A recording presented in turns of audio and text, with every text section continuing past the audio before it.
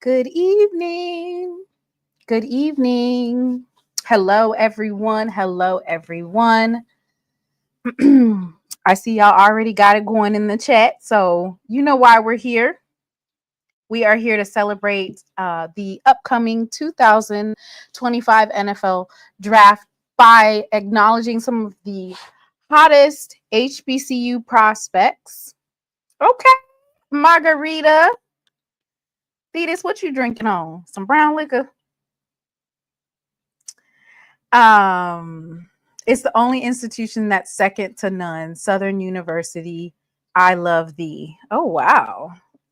Dr. Kanisha. Hi. So good to see you. It is happy hour. You know what? I like that idea. 9 o'clock. Don Julio. Evening, Tiger family. Evening. Okay, so if you're just now tuning in, or you know somebody that is interested in following the HBCU prospects, I think that I am one of the first, because a lot of the HBCU podcasters will be doing their shows on Wednesday and Thursday. So I'm going to be the first. Okay, blue juice. What's mixed in that blue juice? I don't think they can tell us that, but I was always told on campus, I had a mentor that went to Jackson State before me, and she was a mentor. She's from the same town I'm from in Missouri, and she said, whatever you do, don't drink the omega oil, don't drink that blue juice that they have at their parties.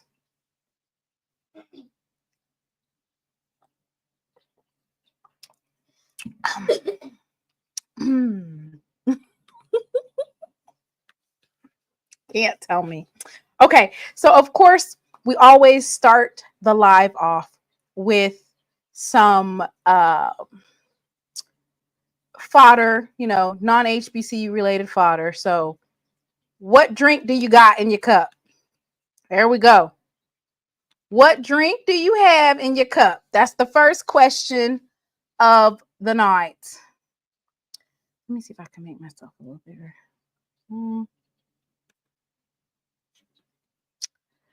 I'll save you a cup. I'm not drinking it. You won't get me. Oh, no. All right, y'all. So here it is right here, live and direct.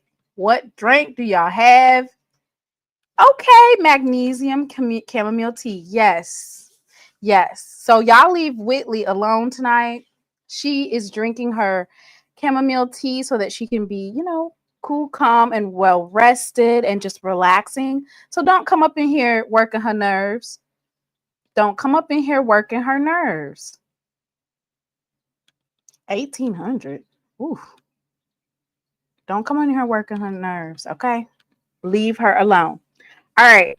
So let's just start off the topic of tonight with good old Shannon Sharpe. Shannon Sharpe, by all accounts, is every sports HBCU just podcaster period. Everybody's dream in terms of what he has turned his YouTube into. It's a powerhouse. It's a powerhouse. Yes, Gatorade, getting staying hydrated. Like, yes, I got the Shay show. He's just, he's really elevated the level of podcasting and turned it into, a powerhouse. So he was allegedly, he was getting ready for $100 million deal, right? So I don't know if folks didn't want to pay him $100 million or what. I don't think they wanted to pay him $100 million. So it came out that allegedly Mr. Shannon Sharpe had a relationship with a young lady, and they are basically trying to extort him for $50 million. All I could think of is the Rush Hour take with Chris Tucker, where he says $50 million. Who you think you kidnapped? Chelsea Clinton? Like $50 million. $50 million? What? Hold up. $50 million? That's a lot of money. But, that's what happens when you just got to keep your head on the swivel. And you know what's funny is that a couple of, I think last week, he told another comedian who said that he looked like Netta. He said that the young ones open it for him. Lord, Shannon, thoughts and prayers, sorrows and prayers. I would never want for a Black man to be brought down a couple of notches, but baby, he offered her 10 million today. He offered 10 million and then said, drop the video, the whole 10 minutes. Shannon, we do not want to see you over here reenacting Roots. Okay? We do not want to see that. Oh, that's a good topic, Jerome. How many of you all went and saw the movie Sinners? So it's a horror adventure film. And I was supposed to see it on Sunday. I bought my ticket. And then Braxton's dad said, oh, I'm on my way to bring Braxton. What? I thought you was keeping him till Monday. He don't have school until Monday. So I didn't get to see it yet, but I'm excited for whenever I do get to see it. Now, this is the thing that I love about us Black folks. We finna break it down some more and break it down 3 or 4 different times. But the reviews on this particular movie are raving. It's probably one of the highest rated in terms of Rotten Tomatoes. It's probably one of the highest rated. I don't think I've ever seen a movie that highly rated. And so, of course, it's Ryan Coogler. And of course, he's the director of Black Panther and Creed. And he has Michael B. Jordan in there and some other powerhouse in terms of actors and actresses. Blue said it was hot. Blue informed me, Blue's your HBCU, HBCU or FCS draft prospective show is it tomorrow? So Blue's going to have one. I'm sure that some other podcasters will be having one as well. No spoilers. I'm going this weekend. Well, JB, you better stay off the internet because that's all they got is spoilers. Got to be smarter and more discerning.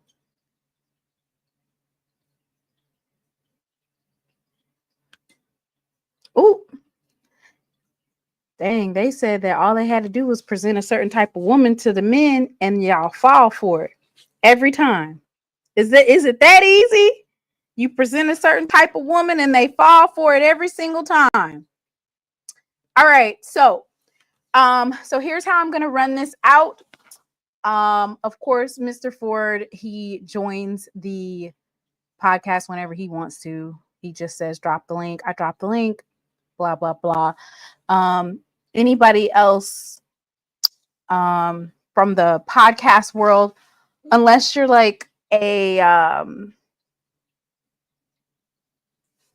draft expert, you guys can come on my show at any time if you're a draft expert. If you're just a podcaster and you want to give out your 2 cents, please wait until the second half of the show.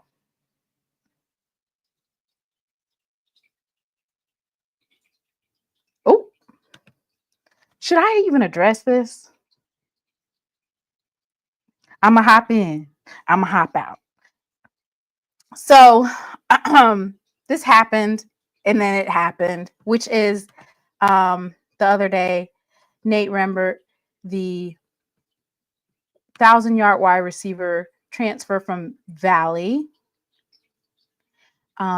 He said, I'm entering into the transfer portal. I was like, oh my gosh. Yes, I know that's right. I know that's right. I love it, Dr. Hall. She said it's a school night, but it's been a long day. Just have one drink. Okay, so I do have the FCS Football Central top 10 HBCU prospects in the 2025 NFL draft. This particular article was worked on by, of course, Blue, Zach McKinnell, and Gerald Huggins. Let me make sure I said his name correctly. Lord have mercy. Gerald Huggins. And so I would click on that and you can definitely follow along with it in the next coming days. Yes, Gerald Huggins II. So this is from Blue and Gerald Huggins. This is on FCS Football Central on SI. They basically drop down, they drop the top 10 that they feel are either going to be drafted or priority undrafted free agents or undrafted free agents. See, there you go. Y'all, take a drink. None other than Mr. Drop the Link.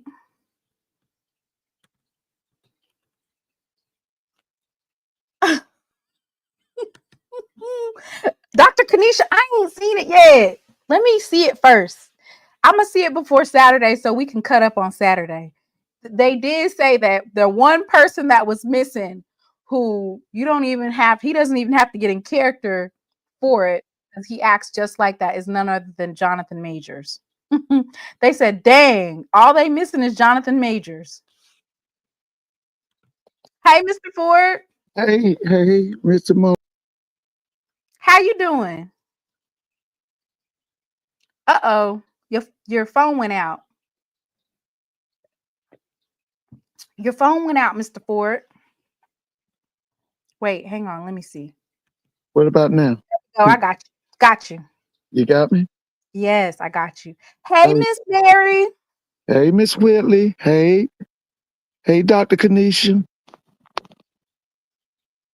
Absolutely. So we definitely want to shout out the NFL insiders, the NFL, the HBCU Legacy Bowl, Doug Williams, HBCU Combine, and all of the folks that shine a light on HBCUs, right?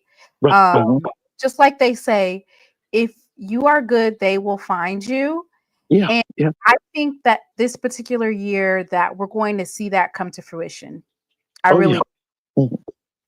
And the other thing now is you got to remember the SWAC and the MEAC are being flooded with some outstanding athletes that we haven't, in the last 5 years, we've been able to get them. But for a long time, we weren't able to get them. Mhm. That's a good thing about that transfer portal.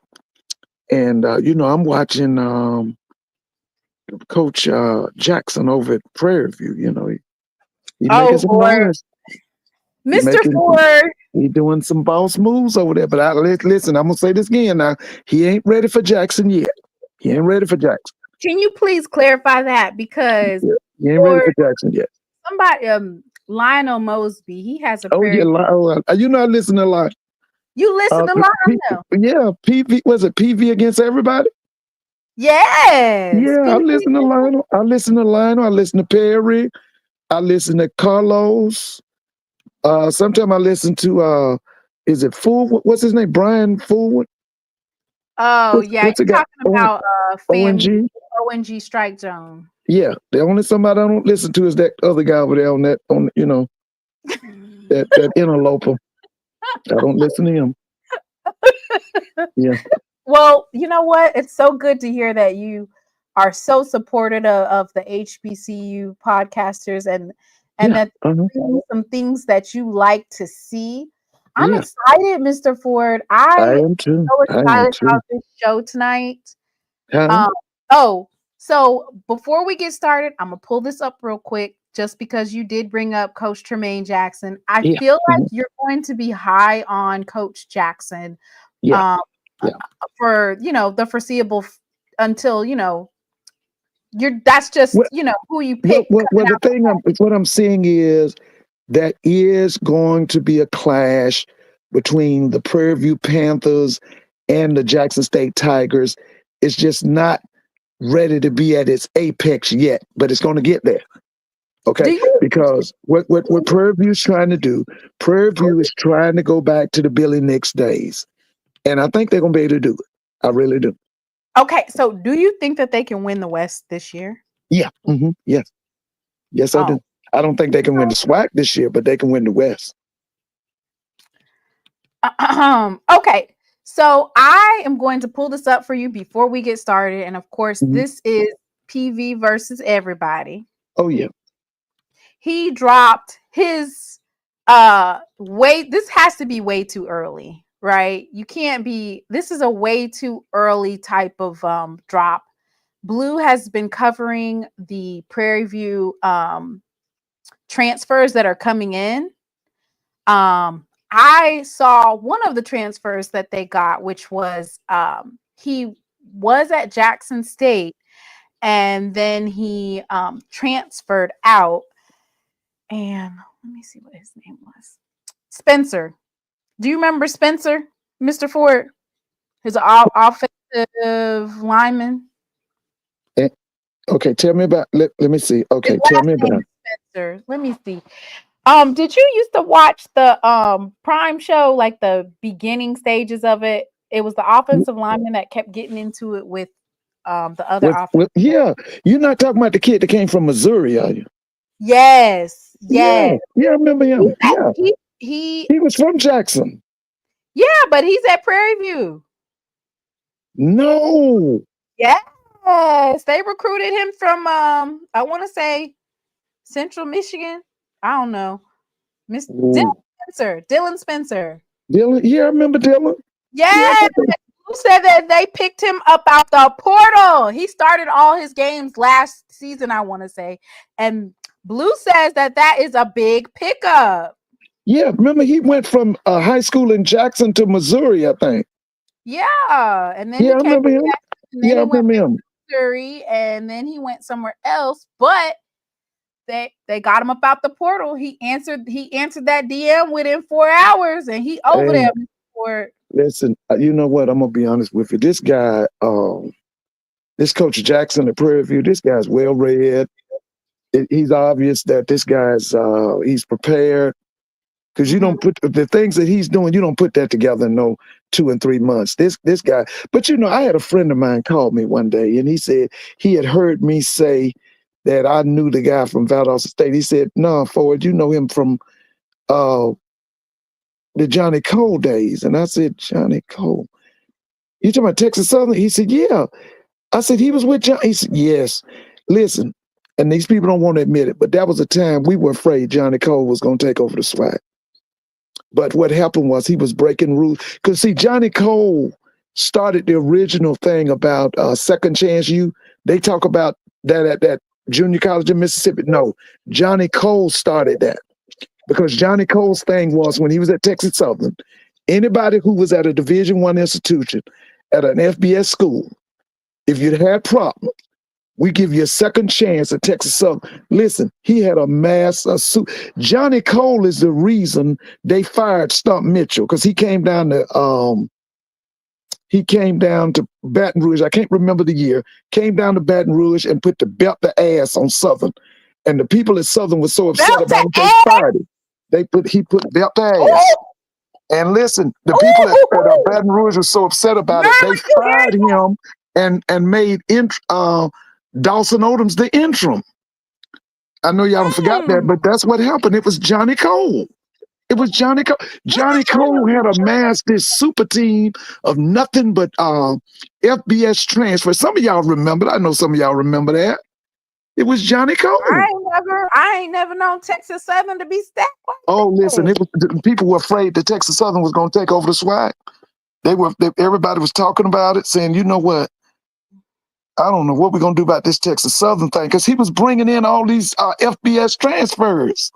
And see, this guy here, this Tremaine Jackson, he was trained by Johnny Cole. They said, "Nah, Stump got fired because Valley beat Southern in Baton Rouge." No, listen, you're right. But another one was, go back and look up the year that Johnny Cole brought that Texas Southern squad down there to Baton Rouge, and they stomped Southern in Baton Rouge. Somebody remembers that. I know y'all was there. Don't pretend like you wasn't there. Merlin, you know you was don't there. pretend like you wasn't there, Merlin. Yeah, don't pretend like you wasn't there. You know you was there. But anyway, yeah, that's right. You're right, Tiger Nation. That's right. He broke a lot of rules. Yeah, because that's Johnny. But Tremaine was with Johnny. Tremaine was with Johnny. I think he was defense coordinator. Allegedly. Is it alleged or is that alleged? No. Johnny was dirty now. He was going to break rules. He was going to break rules. But one thing about Johnny and LC, they can spot talent. Now, if you are a big timer, whether you at a junior college, a high school, or you second string or you a criminal at a FBS school, Johnny and LC, they can pick that out of. They can do it. Whitley said, "Mr. Ford, we heard all this hoopla about the mailman as well, and look at what happened to him." Yeah, that's what I'm saying, Miss Whitley. Listen, let me say this. Yes, I do believe that Prairie View will win the West.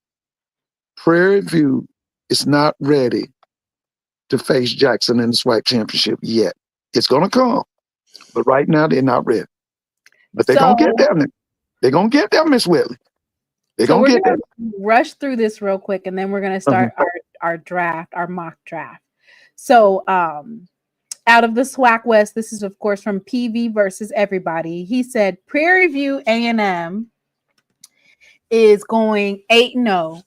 Texas Southern 5-3, Alcorn State 5-3, Southern 4-4, Grambling 2-6, and UAPB 0-8. What do you think about that, Mr. Ford? He thinks that he okay. Well, let me just say this first and foremost. Now, if that happens to Grambling, Mickey gonna go on the hot seat immediately. He gonna go on the hot seat. They'll give him one more year. Okay, who else did you say? You said okay. I'm sorry. Go through it one. Let's do it one team at a time. Okay. Let's go through. He has them going undefeated. Okay, in the West. Yes. No, in the SWAC. 8-0 in the SWAC. They don't play Jackson State in the regular season. He got them going undefeated. Prairie View undefeated. Texas Southern winning 5 games in the SWAC. I could see Texas Southern winning. Let's see. Yeah, I could see Texas Southern winning 5. Okay, who's the next one? Alcorn State only winning 5 games. Well, let me tell you. See, Alcorn has a bridge to cross. Okay, let me tell you about Alcorn. Don't ever worry about Alcorn's defense. Okay, see, Coach Thomas, Cedric Thomas, he's defensive minded. You don't have to worry about the defense. Okay, now I like what he said. He said, "Look, my program now has to compete against Jackson State because if not, I'm gonna get fired." Okay. So what he's saying was when they did the metrics, remember I told you, 3 inches too short at every position, 28 pounds too light at every position. Now, I know he's going to meet that, but see, here's the question mark about Alcorn. It's Coach Gales as offense coordinator. He has not proven that he's SWAC ready yet. Now, when the question came to Coach Thomas, he blamed the last year's quarterback. He said it wasn't Gales. He said that Gales was just like TC, had trained, he had TC's playbook, but he said that they didn't have a quarterback who could make all the throws. The problem was at the QB position. Well, that didn't, that didn't change me. I'm still saying Coach Gales is a question mark. Oh, yeah, Coach Gales is a question mark. Now, if Coach Gales come through, they're going to do big things at Alcorn. But he's got to come through. He's got to come through. See, it's got to come from him, offense coordination, down to the quarterbacks. I think they're gonna get that offensive line together. They're gonna be bigger, hopefully. I think they'll have the wide receivers. The biggest question mark at Alcorn's program right now is Coach Gales as offense coordinator. So, Mr. Ford, Merlin said Coach Graves has 8 championship rings from his coaching staffs. What's wrong with Southern, Mr. Ford? What Don't do have an offense coordinator. You're not going to win the SWAC without an offense coordinator. You're not going to do it. Listen, what you're doing at Southern is this, okay? And I've said it over and over. You got a running back coach, recruiting coordinator as offense coordinator. It's not going to work. It's not going to work. Listen, I'm trying to tell y'all, the SWAC has become more competitive. You added 2 championship coaches. You added the young man, not young man, but Coach Sam Shade, champion. Okay, you add Tremaine Jackson, Prairie View, champion. Okay, you can't have a weak link that big in your coaching staff. Listen, you could put Mark Fredericks in a high school as offense coordinator and he wouldn't be good. Mr. Ford, you're being extra harsh. No. That's realistic. That's not allegedly, that's truth. You made me drop my the microphone. You said that out loud. Okay, Mr. Ford. Get up off of Mark Fredericks. Let him do his thing. We ain't really heard too much from Shade. Ain't nothing. Oh, I saw him. What I'm seeing already is more precise. You're seeing discipline, but the super athletes you got to have to deal with TC and them right now, he don't have them right now. You got to give him at least 2 recruiting classes, at least 2. Give him 2 recruit. You people in Huntsville, you got the right man. Be patient now. Be patient. Patience. These black patience now. Don't start too much. You're going to run him out of Huntsville and all that mess. Right. All right, Mr. Ford, we getting ready to pop it off. It's 9:36. We getting ready to pop off our mock draft. We can't make the NFL noise because I'll probably get copyright infringement. So let me see what I can play. Let me see. So yeah, this is good.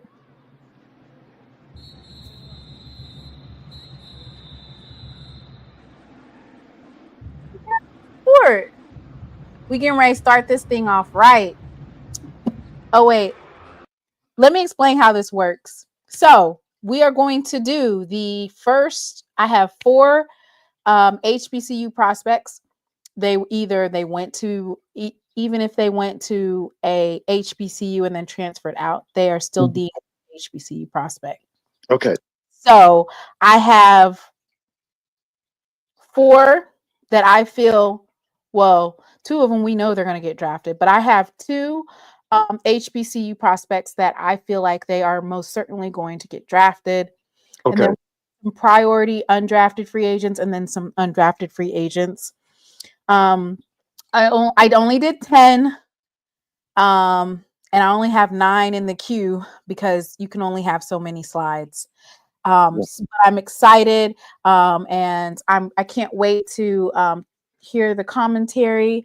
And then, like I said, once we get past the 4 NFL draft picks that I have, anybody is welcome to come up here and talk about the priority undrafted free agents and the undrafted free agents. So let's get this thing started.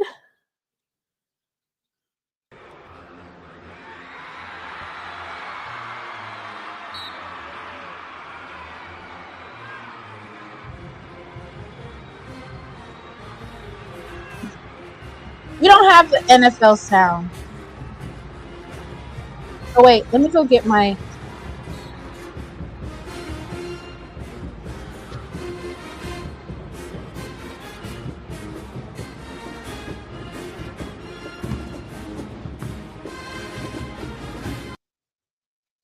Okay. Our first HBCU prospect, none other than Travis Hunter. None other than Travis Hunter, wide receiver, cornerback. He is coming out of Colorado, but as we all know, Travis Hunter is a HBCU prospect because he chose to go to Jackson State University. Yes, we are using draft band music. We don't have the NFL noise. And Mr. Ford, what do you think of Travis Hunter? He's a generational talent. Yes. I said that when I saw him in high school. He was, they moved him up here from Florida. He was at Collins Hill. I think they won the state championship at Collins Hill. Okay, we saw him in all the high school all-star games. He was everything they had said about him. And then, when he goes to Jackson, the game that stands out to me at Jackson is that Alcorn game. You remember what he did in the Alcorn game and what he did in that Celebration Bowl. He's a generational talent. So interesting enough, Travis Hunter's dad is granted permission by the court to attend the NFL draft in Green Bay with his son. Right. Travis Hunter, he senior, he lives in Boynton Beach where his son was raised, and he's scheduled to leave West Palm Beach the day before the draft in order to return Friday, the day following the draft. Mm-hmm. He's on some type of release program, 3-year probation and home confinement. So he did get permission to attend the NFL draft with Travis. So that is really good to hear. I feel there was some separation that transpired between Coach Prime and Travis in terms of where they were going. Yeah. Oh yeah. Yeah, definitely. Right. I mean, we got so many families that are going through the same thing. Now you say he's from Boynton Beach. Did you say Boynton Beach? Yeah. Okay. Now that's also the home of Lamar Jackson. I did not know that. I did not know that. I just know Lamar Jackson is from Boynton Beach. He talked about how his mom moved him to Georgia for a better life and for football. Collins Hill. Mm-hmm. At one time, Georgia thought he was their number 1 prospect, but he fooled them. Mm-hmm. He flipped them for, Travis, I think, FSU. And then flipped for Jackson State. And Travis, of course, is his little brother. I've heard about him. Just as athletic. And, Travis was offered by Jackson State, of course. Travis is Yeah, in Georgia as well. He's in Georgia. right. So for Travis Hunter, in terms of athleticism, we already know, his work speaks for itself. They have not said whether or not he'll be number 2 or number 3. Is he going to the Cleveland Browns or is he going to the New York Giants? Both of them need a wide receiver / cornerback. They need, both of those teams have those needs. For me, if he's wanting to play wide receiver, they do got Russ Wilson, don't they? With the Giants? I think so, right? Didn't he sign with him? Yeah, he did. Oh, yeah. I wouldn't mind seeing it. Well, hey, whoever gets him, baby, they bless. Absolutely. They bless Absolutely. whoever gets him. All right. So we on the clock.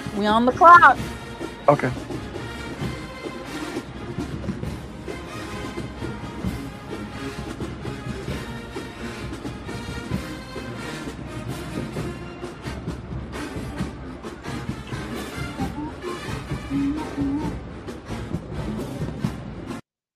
So, Mr. Ford, I'm hearing a lot of fodder about Shedeur Sanders, and they had an article that actually came out today that said that New Orleans ain't even studying him as of right now.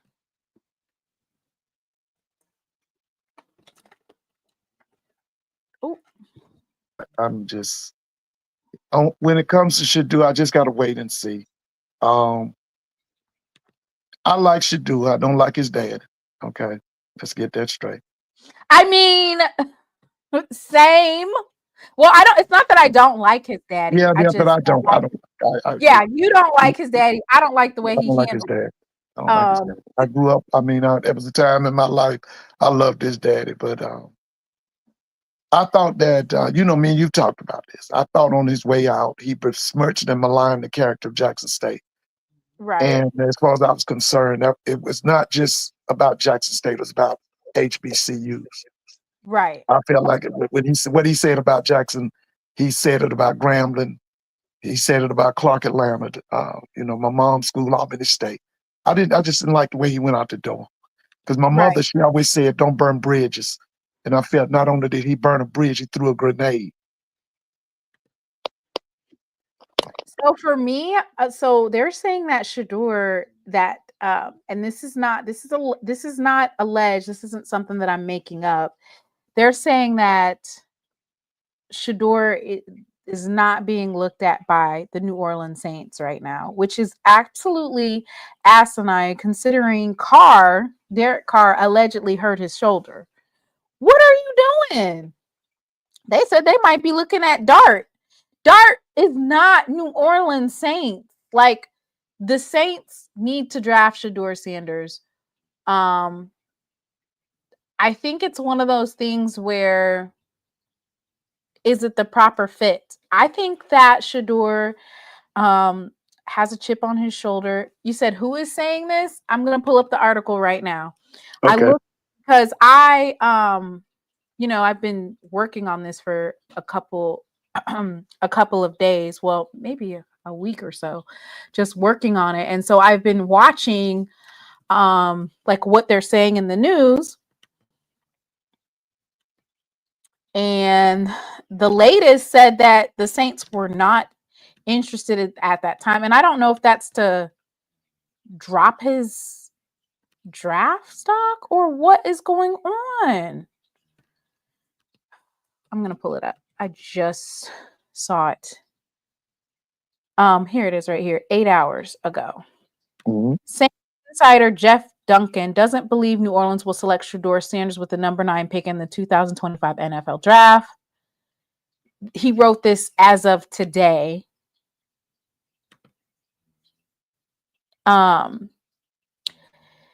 He doesn't know who the number 9 selection will be, but he can safely say it won't be Shedeur Sanders. Able to safely say that when you guys don't even have a quarterback?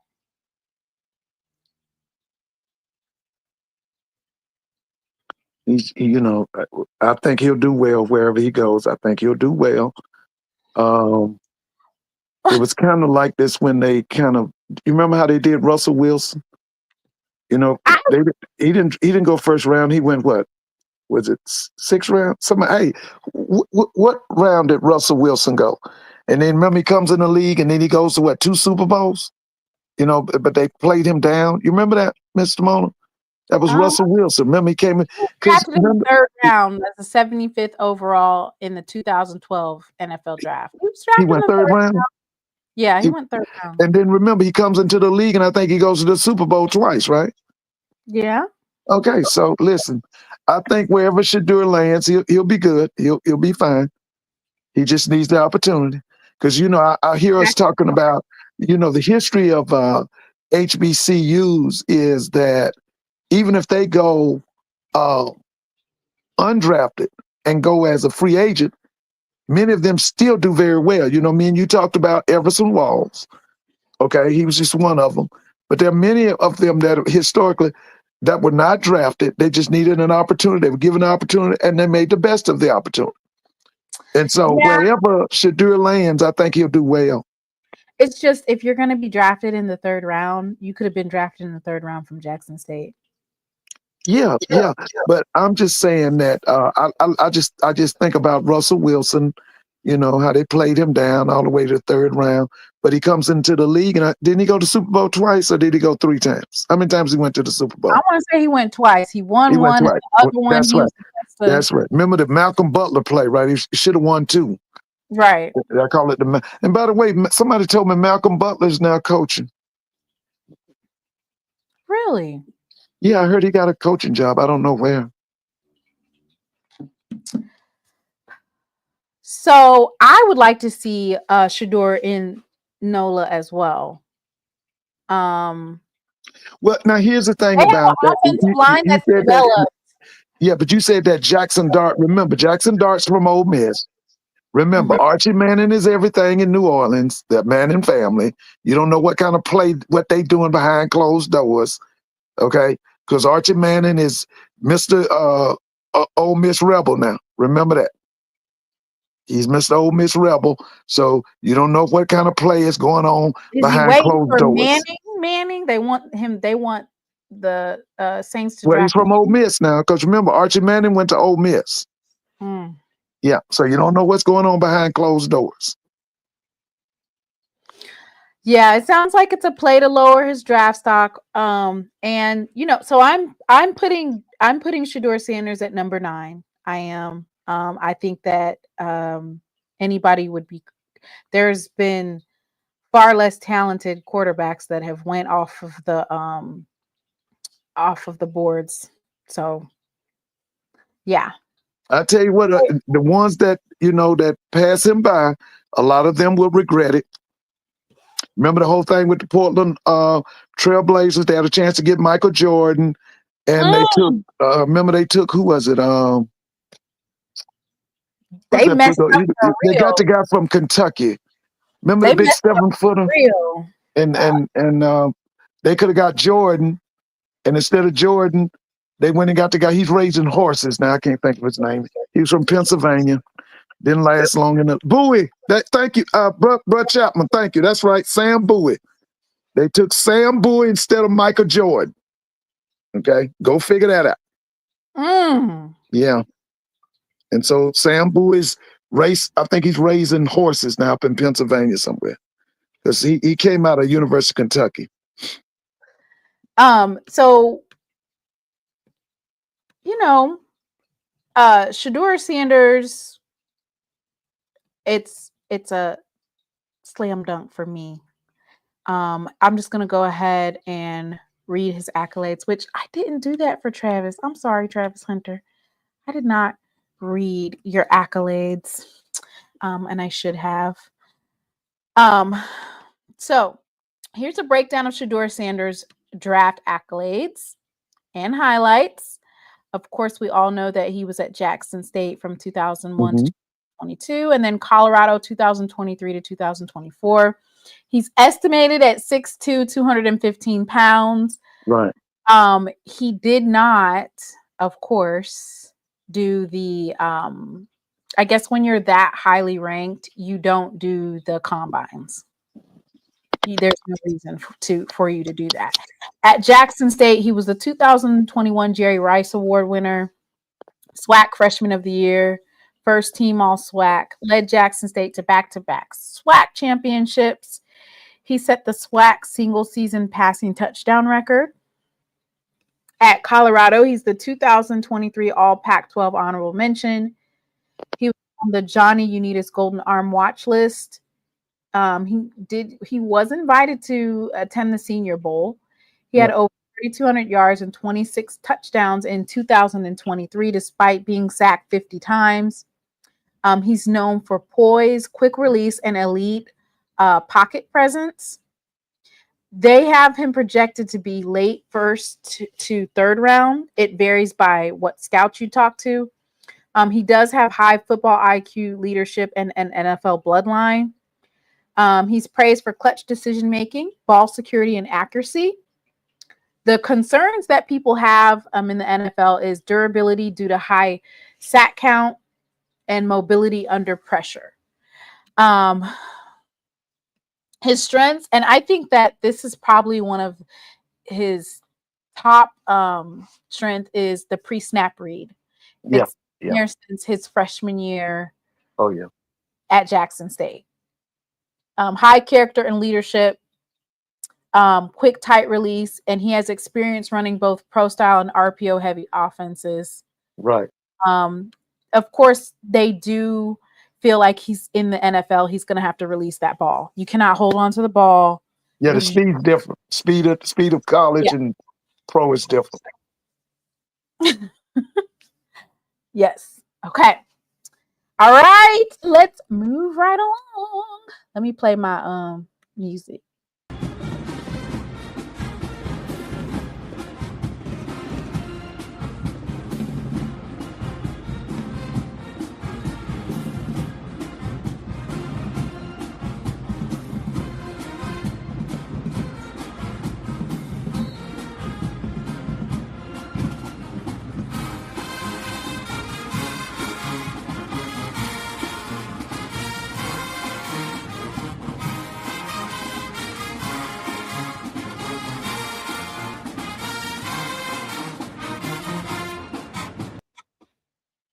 I play that one a little bit longer.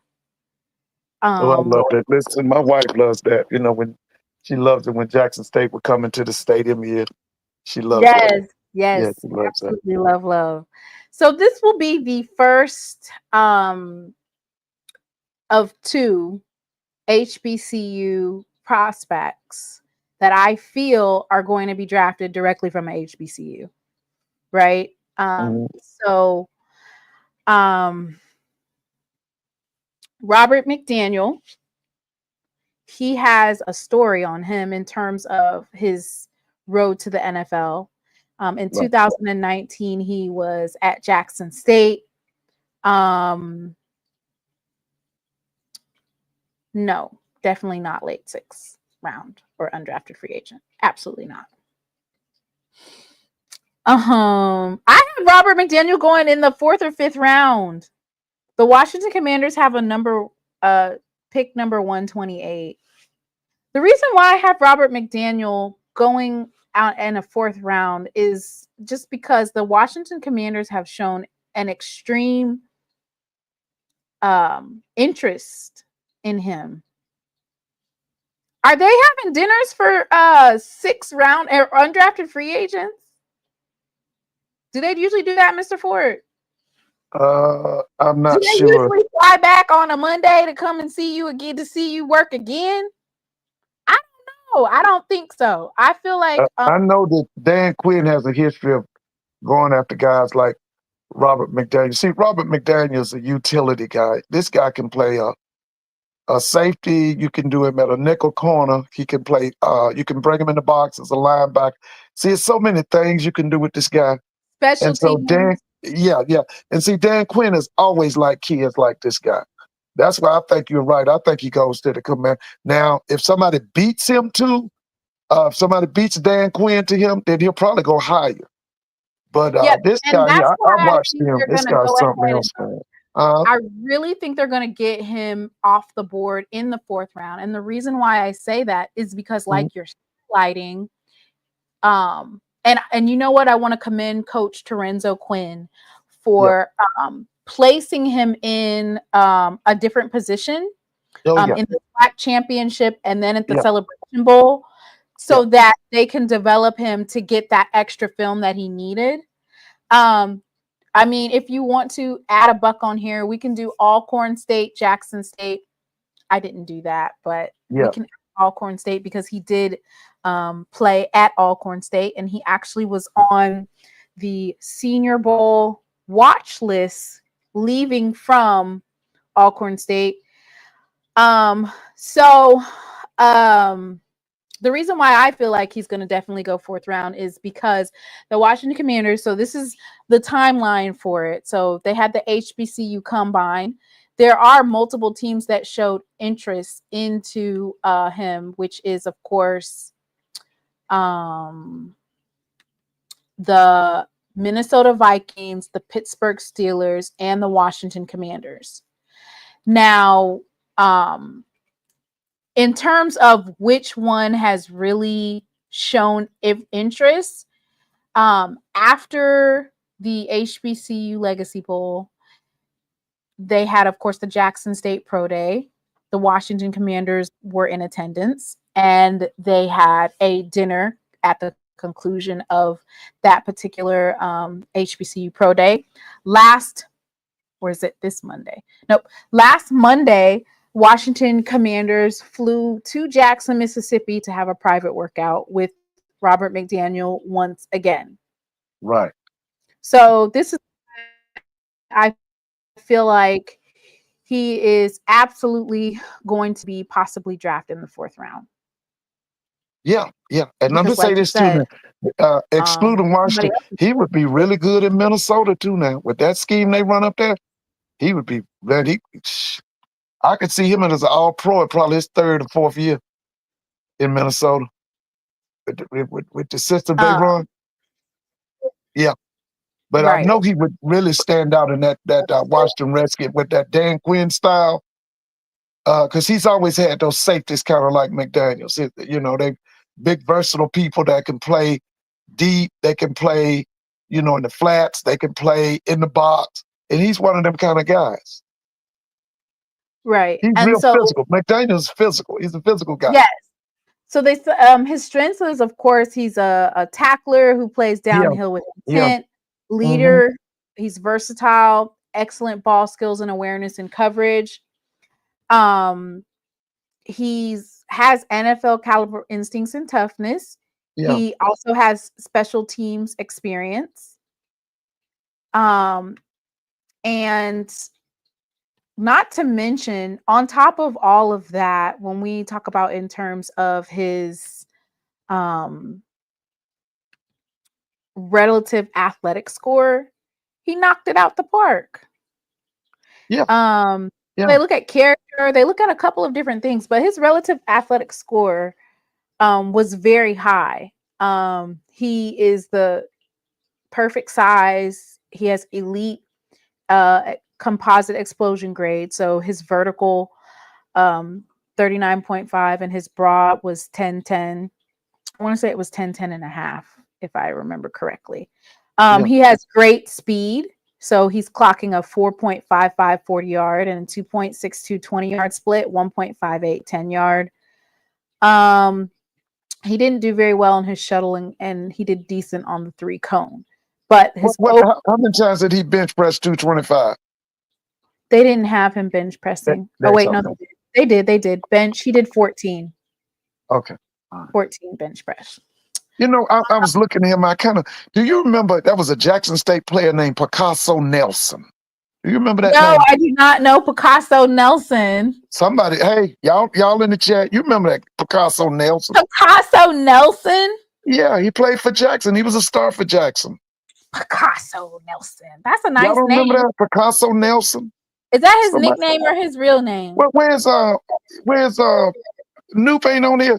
Is Noop on here? Noop who? You know Noop. Jay White's on here. Jay White's a Noop. Nobody remember. Yeah, somebody. There it is, right there. You said we know Picasso Nelson. Yeah, Oh, he was a kind DB. of remind. Yeah, Picasso Nelson. He was a star for Jackson. Picasso Nelson You know Jr. what, Miss Timona? You know what? I'm gonna have to do some history with you now, because I ain't got no business knowing your folks. You supposed to know your people. Picasso Nelson Picasso Jr. Nelson. He was He a played safety, I for the think. Arizona. I don't know if he went Cardinals. pro, but I know he was good. It says that his college said Southern Miss, so he left and went to Southern Miss. Oh, he did? I thought he graduated from. Or maybe he Hey, went back to right there. Hey, Jackson. bro, is that Tay? He didn't go to Jackson. I don't know. It says Southern Miss on the ESPN. His Yeah, son. his son. They say his son played for Southern Miss. Oh, you talking about Picasso Nelson Sr.? Y'all got Yeah. Picasso Nelson was a star for Jackson. okay. Picasso Nelson He was Sr. a star for Jackson State. Tell me something. Yeah, hey, did he go pro?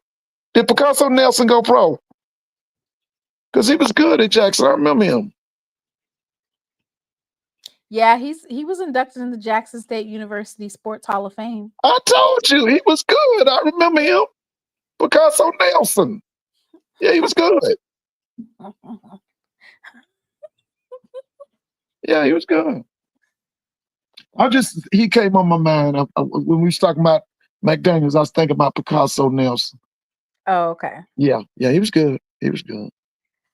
So I have Mr. McDaniel going off in the 4th or 5th round. So I only did what picks are available currently without any like trades. You know how they get on the phone, hey, I'll trade you this for this and this for that. Brother Jerome said he played for the Oilers and Giants. Oh, okay, he did play. Okay, yeah. I see they say he got his PhD. He's Dr. Nelson. Okay, Oh yeah, Dr. Nelson. Oh yeah. Yeah, I remember him. I remember watching him play. Picasso Nelson. So, yes, Mr. McDaniel. Let me read out his stats real quick.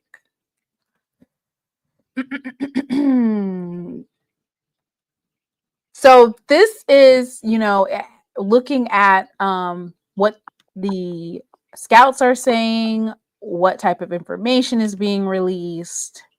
I really do feel like Robert McDaniel has the best chance available to be the first of 2 HBCU prospects that are getting drafted directly from an HBCU. Hey, you saw Brother Jerome say Jackson got a new mayor. You see it? Horn. Yeah, he said Jackson's got a new mayor. You know him? Mr. Ford. Oh, he's a trip. All kinfolk. I know that, baby. That's right, baby. I'll just leave it at that. Okay. So for the 2024 season, Robert McDaniel had 55 total tackles, 34 solo, 21 assists, 10 tackles for loss for 37 yards, 4.5 sacks for 28 yards, 2 forced fumbles, 3 interceptions. Dang. 5 pass breakups. I mean, he was a ball hog. Oh, yeah, he was. He was very physical. Because he beat them wide receivers down in that dome in that Celebration Bowl last December. He beat them guys down. Yeah, he was very physical. And he's a big guy. He's a big guy for a DB. He's a big guy. Our airport might be gone. Jackson Airport. Where's this guy? You got a biography on this guy? On Horn? Yeah. Where's he from? Is it Mississippi? He's a Charlotte. Now let me stop saying anything. Is he from Jackson or where is he from? This is not the time to talk about Mr. John Horn, Mr. Ford. I just want to know, did he go to Jackson? I mean, obviously he's from Jackson. He served in the Mississippi State Senate since 1993. Uh, Do you know how long you have to be in the Mississippi Senate not doing nothing for you to be? It's since 1993, Mr. Ford. oh, it says yes. He's from Jack. Okay, did he go to Alcorn, Jackson, Mississippi Valley? Where did he go?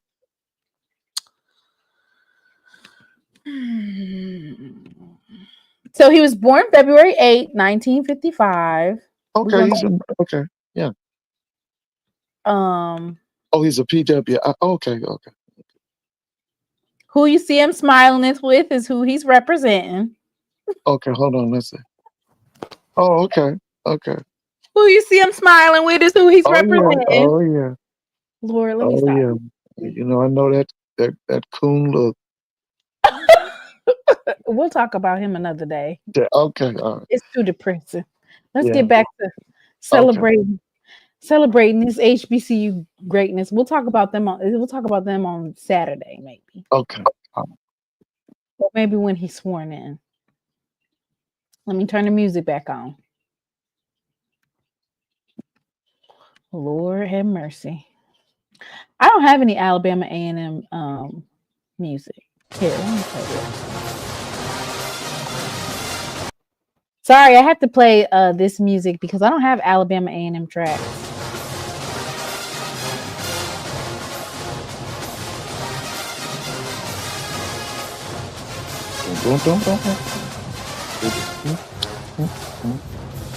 Wow, let's go.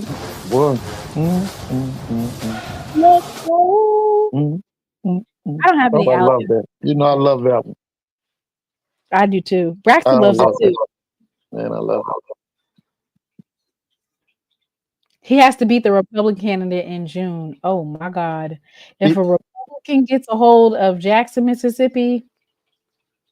Yeah. That's what's that word? When they move us out and they move in, what do you call that? Gentrification. Gentrification time. Gentrification. I think we're number 3 or 4 in the country, Atlanta. DC, I think is number. Hey, bro, Jerome, isn't it DC number 1 for gentrification? You know, when I came here to school, Mr. Mona, we were like 85% black. They call it the black. Yes, they call it chocolate. Well, Chocolate City was Washington, D.C. Listen, we only 49% of the majority now. Yeah, we have a lot of Caucasians moving back into Atlanta.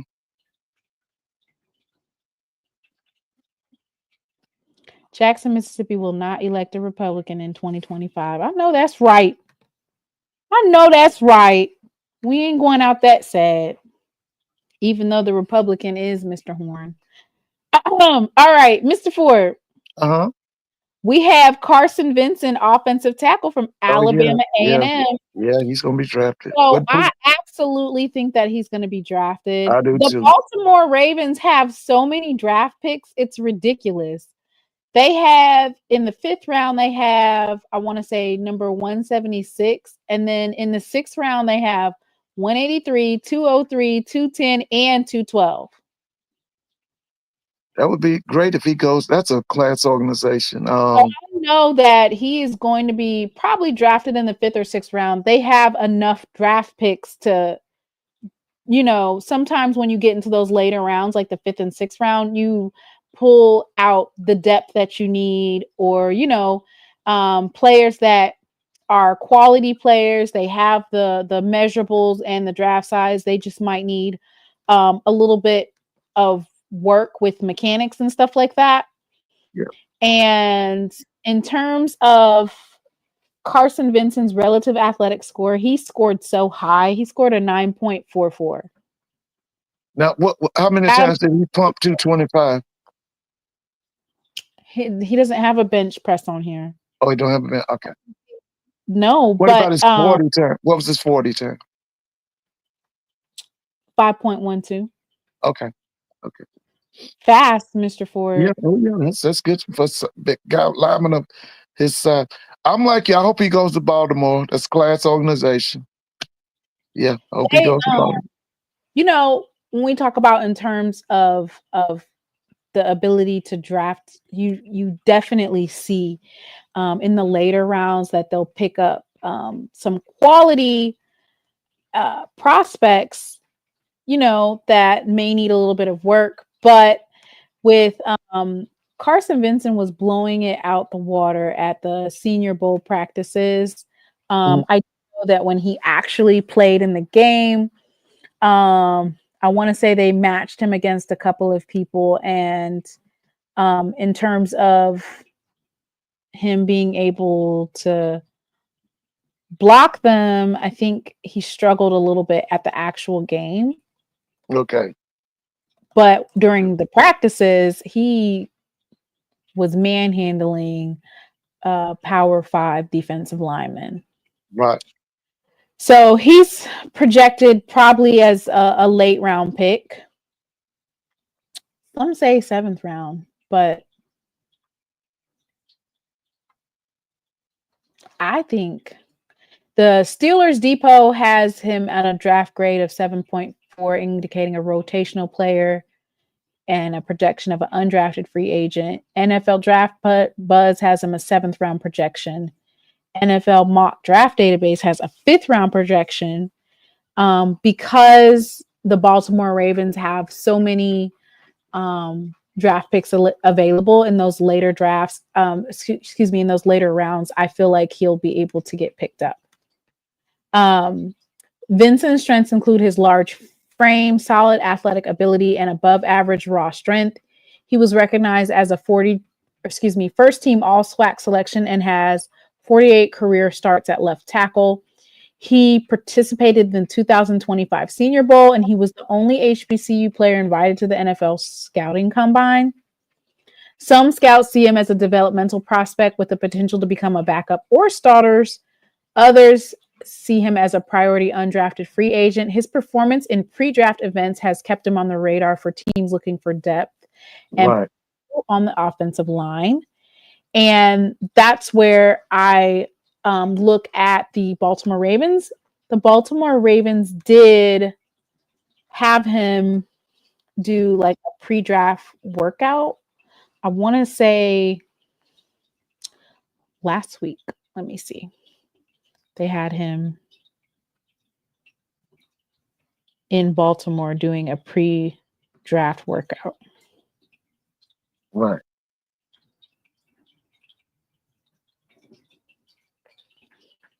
He's good in pass protection, competitive motor.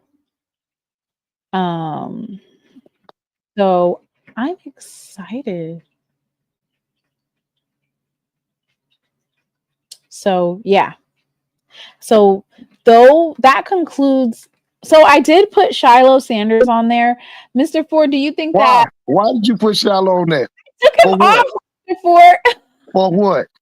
I took him off, but okay.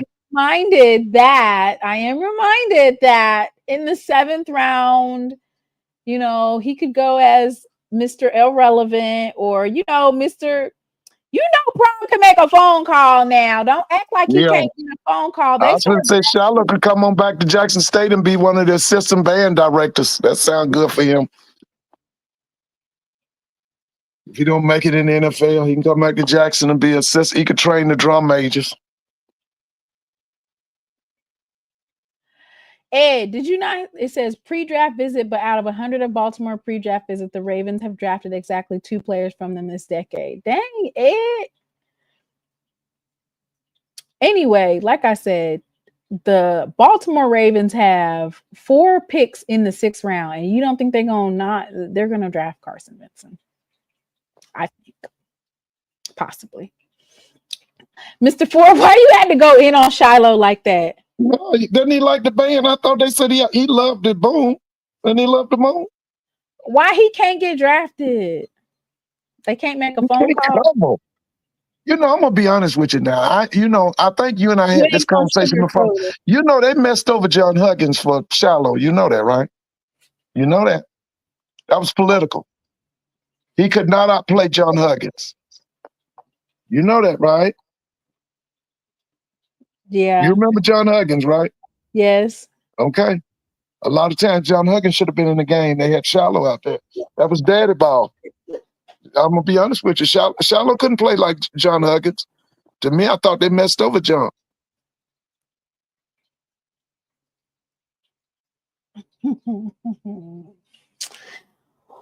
Well, maybe he'll get a camp invite.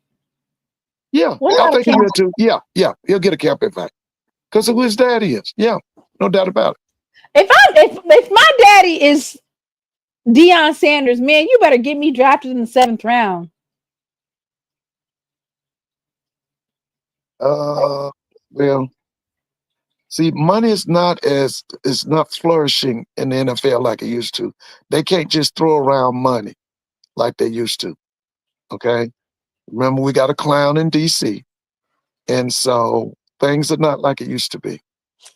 So he said, "Ain't no throwaway draft picks. You not getting it." yeah. Damn, Mr. Ford. Anyway, I did have him on there, but I took him off, Mr. Ford. Huh? I took him off. Yeah. You take him off. Take him off. I like Shallow now, but no. Somebody was talking about Eric Manuel. Y'all talking about Eric Manuel that was from, hey, that's Ladarius.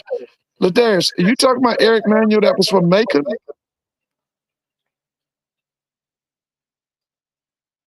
Eric Manuel, right? Ladarius, are you talking about Eric Manuel that came from Macon, Georgia? He says yes. Oh, man, listen. Now, they ought to do what you call a 30 for 30 on him. He's one of the greatest that didn't make it, baby. I saw him in high school. He played for a legendary high school coach named Duck Richardson. His name was Donald Richardson. He was a graduate of Morehouse College. That guy, this is the same guy. This Eric Manuel came from the high school that Norm Nixon played at. Jeff Malone, all them came from there. Eric Manuel was probably the best one of all of them. Oh, he was awesome. He just got messed up and all that mess up there with Eddie Sutton up there at the University of Kentucky. That's what ruined him. Yeah. Remember when it was a trash bin up there at Kentucky? Let's say this was in the late 80s, and they eventually fired Eddie Sutton. They was doing all kind of illegal stuff. Eric was caught up in that. What's up with all these folks doing illegal activities? Well, that's in their soul. That's what they do. That's what they do.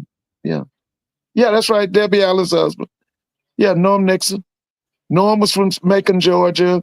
Jeff Malone, Macon, Georgia. The one that didn't make it was a guy named Terry Fair, played with Dominique Wilkins at the University of Georgia. Terry was about 6'7", 6'8". Yeah. He was from Macon. I think Terry's deceased. Yes. So I'm going to take a break we're getting ready to move on to the next segment. So these next set of players are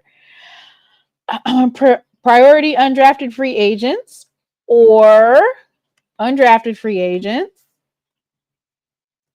As always, Blue and Gerald Huggins did a drop of the top 10 HBCU prospects in the 2025 NFL draft. If you would like to take a look at that, I am dropping that information in the comments so that you can take a look at it. Okay. Yes. Let's see. Let's go with Elijah Williams. Let me get his information up here. Oops, let me add you, Mr. Ford. Can you hear me, Mr. Ford? Yeah, I can hear you. Yes, ma'am. I switch from one to the next. I always have to redo my stuff.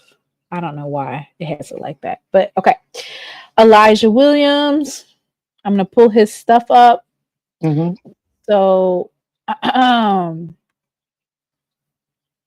Morgan State defense. They are always speaking about the Morgan State defense and how dominant they are, and a well put together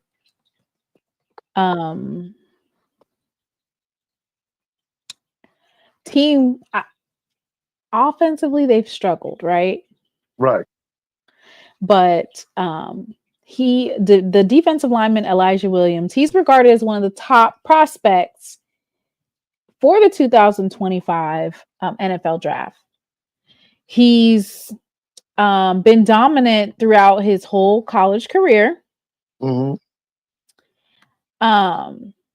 They basically said that Williams is known for his relentless motor, strong hands, versatility on the defensive line. He's able to play multiple positions across the line, making him a valuable asset for various defensive schemes. So that sounds like a Pete Carroll kind of guy. Is he playing tackle and edge? Like, what are they? That sounds like a Pete Carroll. Yeah, you know what? I hope he goes out west. He sounds like a Pete Carroll kind of guy. He had 178 total tackles in his career, 40.5 tackles for loss, 23 sacks, 3 pass breakups, 2 forced fumbles. He had 21 solo tackles in the 2024 season, 6.5 sacks, 1 forced fumble. Let me see. 2-time All-MEAC selection from 2022 to 2023. 2-time preseason FCS All-American from 2023 to 2024. What's his size? Let me pull up his information. Okay. So they have him as if he does get drafted, he'll be a 7th round or a priority undrafted free agent. His draft grade is 6.8. Backups or special teams. Let me get his size. They have him listed as 6'2", 294 pounds. Okay. Mm-hmm. Okay.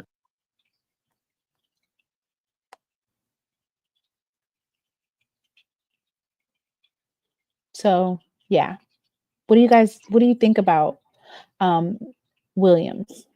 Yeah, like I said, he sounds like a guy could go out west.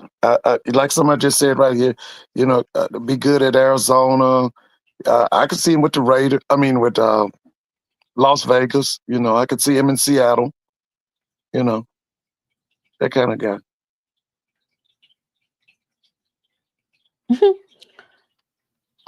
Russell Haynes says that he's going in the 5th round because he's a MEAC guy. This guy's good now. I've seen this guy now. I've seen this guy. I've seen him. Elijah's he's a real man. Let me see. I just would like to see him possibly, go out west. Out west? Yeah. Not stay with the Baltimore Ravens? No, I like him to go out west because the West teams, they most times those teams west of the Mississippi River give our guys, and that's what I was telling you about that Robert McDaniel. Robert McDaniel would turn Minnesota out. I'm telling you, he turned the Vikings out quickly. With that versatility he got, man. Ooh. But I'm like you. I think Dan Quinn will go for him. Yes, he was also the MEAC Defensive Player of the Year. He did receive an invite to the Baltimore Ravens NFL Local Pro Day. Oh yeah, but listen, I'd like for him to go out west. I just really would like for him to go out west.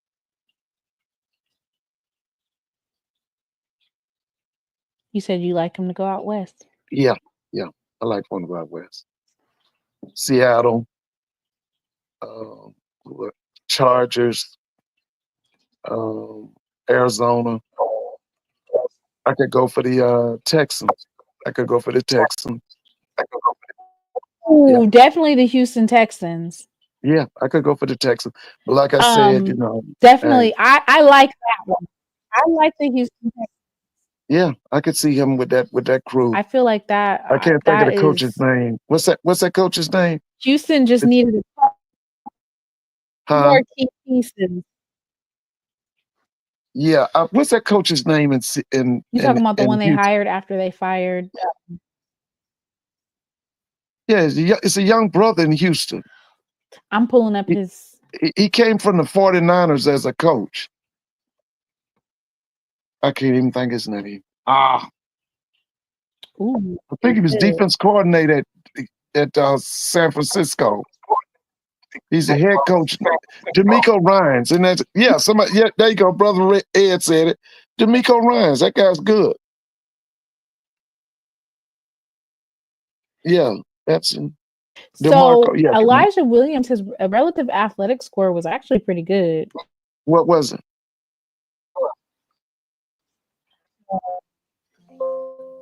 I think this definitely something that looking at it, he benched 30. Oh, he did 225, which 30 is really times? good. That's Yeah, that's elite real good. for Yeah, that's good. Yep.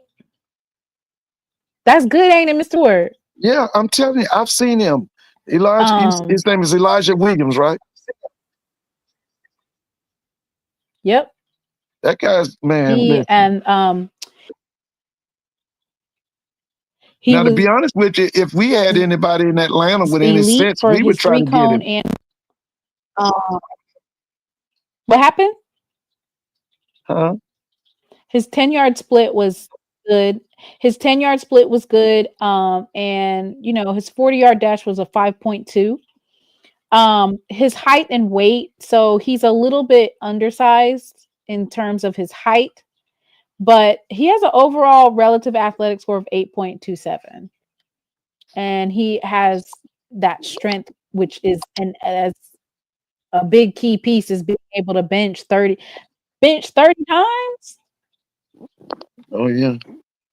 That's huge, right? That's huge, baby. Yes, baby. That's huge. That's huge. Now, what was his 40 time? 5.2. Okay. 5.2. Like I said, if these people in Atlanta had any sense, they would get him, but they don't have any sense. I mean, here they have a day 3 type of guy, Elijah Williams. A dominant interior presence with a quick first step, strong hands and leverage, sheds blockers well. He's disruptive in both the run and pass defense. Motor is always running. He could refine his pass rush moves a little bit more. Williams is rugged, high effort defensive lineman with the physical traits and work ethic to carve out a rotational role early in his career. So one of the things I'm noticing for all of our HBCU prospects is small school competition level may require adjustment. It's a reoccurring theme on all of our HBCU prospects. Literally every last one of them talks about how they're basically coming from FCS level competition. Jerry Rice came from FCS. If they can play, they can play. Right. Yeah. So I have him definitely going as a priority undrafted free agent. I mean, at that point, you get to choose wherever you go. I would say that as young men entering the NFL, hopefully they have agents or people that are talking to them, because just because your favorite team has been the Cowboys since you were a little boy doesn't mean you necessarily should sign to the Cowboys. Right. Sign where there are draft needs, sign where you know that you can make a difference and an impact. And that's a good thing about being a free agent. You can pick. Right. So so sometimes it's good to be a free agent. Right. Yeah. Okay. And we are moving right along. I'm wrong for this, but I'm gonna do it anyway, Mr. Ford. What's that? Oh God.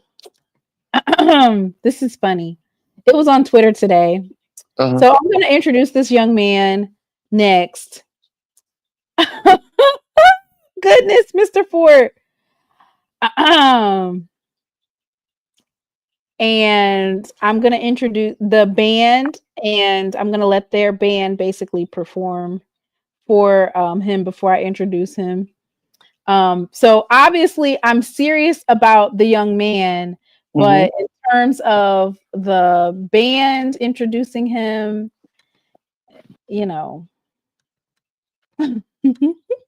Okay, Mr. Ford, you ready? All right. Let me get it all ready for you. And y'all guess in the comments which player am I talking about? Y'all guess which player in the comments.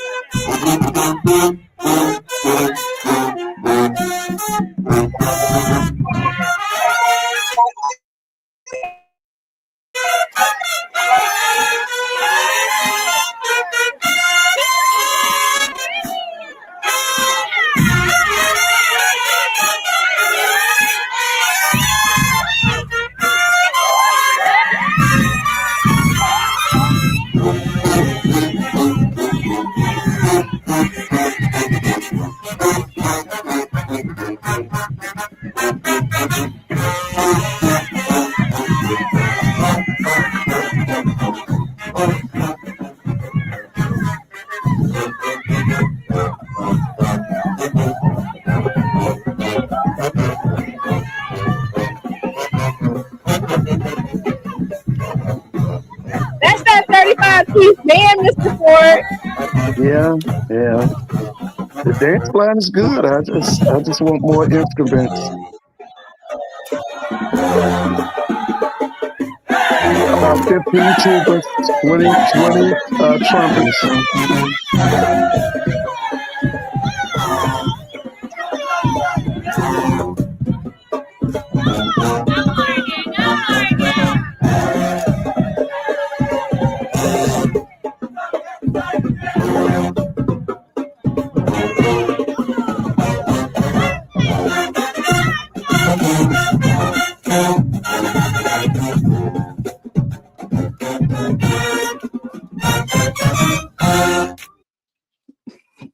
Hey, Dr. Kanishi, we want 150 pieces. You're Howard University. You have $900 million in your endowment. We need 150 pieces.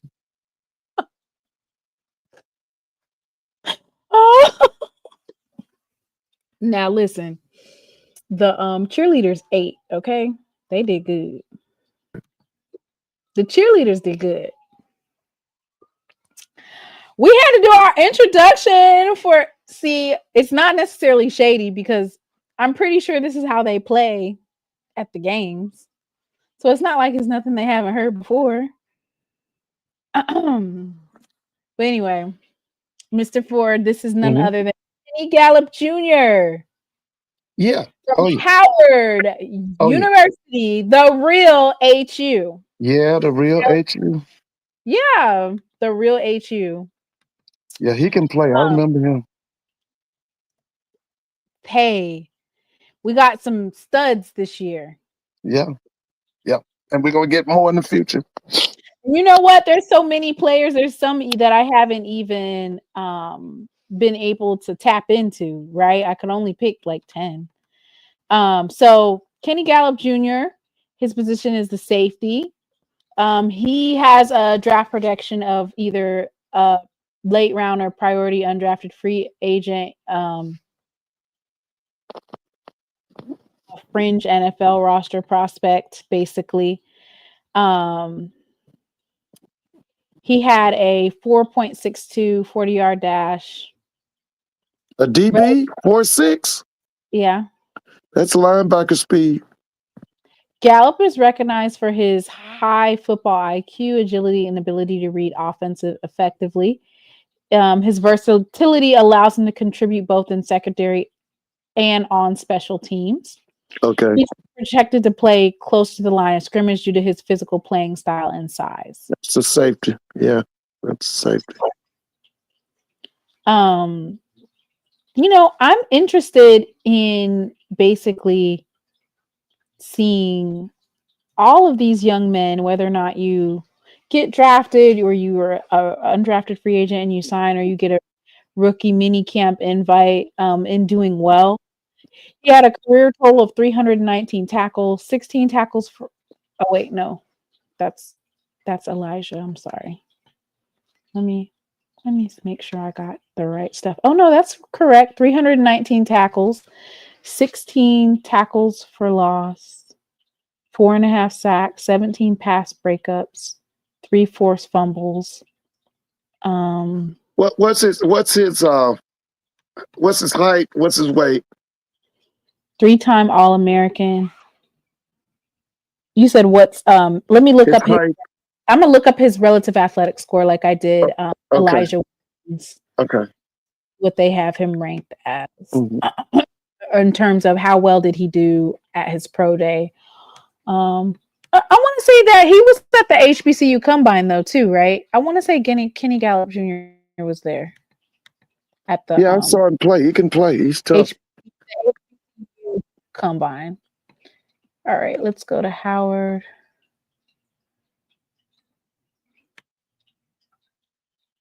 Oh wow, that's interesting because there's some other folks that are on here that ranked really high.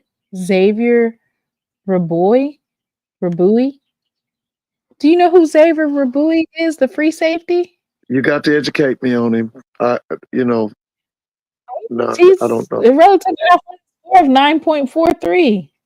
I don't even know who this young man is. Xavier Rabui. He has a Where's relative he from? athletic score. He went Where's to his hometown? Howard. Huh? Oh, let me look him up. Xavier. Yeah, see I what his just hometown. happened to. I was looking up. He's a defensive back as well. 6'2", 202 pounds. He's from North Miami Beach, Florida. Oh, that means he can fly.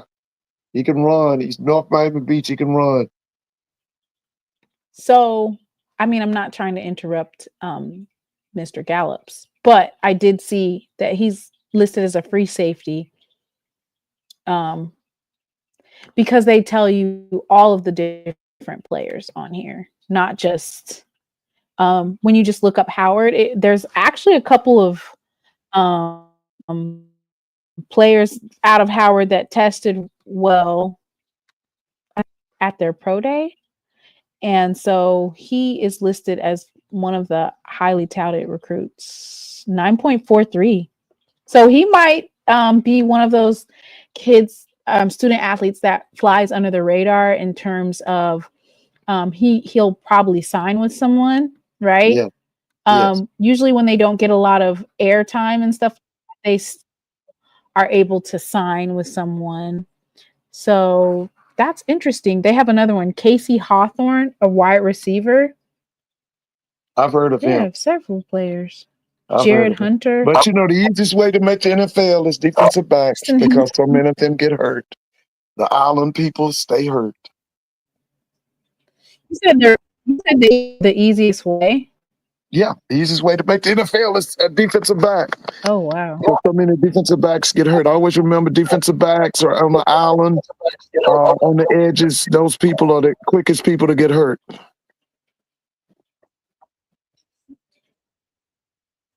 And by the way, I thought Hampton owned Howard the last few years. When's the last time Howard beat Hampton? Wait a minute. Why are you bringing the Hampton and the Howard about, they talking about you started that real HU stuff. I'm just saying, lately, I thought that Hampton's been dominating Howard in football. Isn't that right? Dr. Kanisha? Yeah. When last time y'all beat Hampton? Oh! Dr. Kanisha said, I'm out. I'm going to bed. I got work in the morning. Why are you calling Dr. Kanisha out to talk about when's the last time y'all beat Hampton? I thought that Hampton's been dominating Howard. Somebody said that somebody.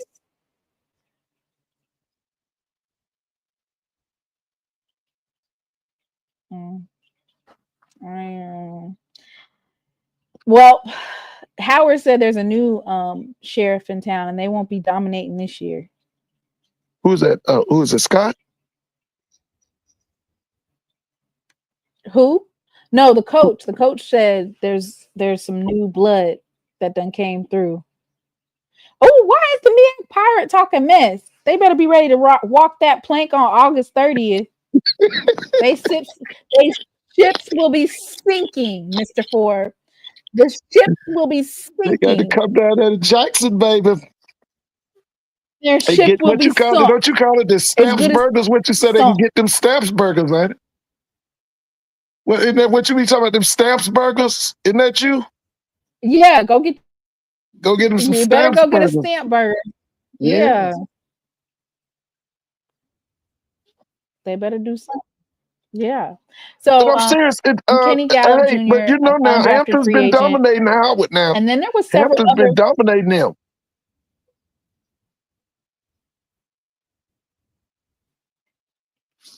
no comment. What happened? All right. Next.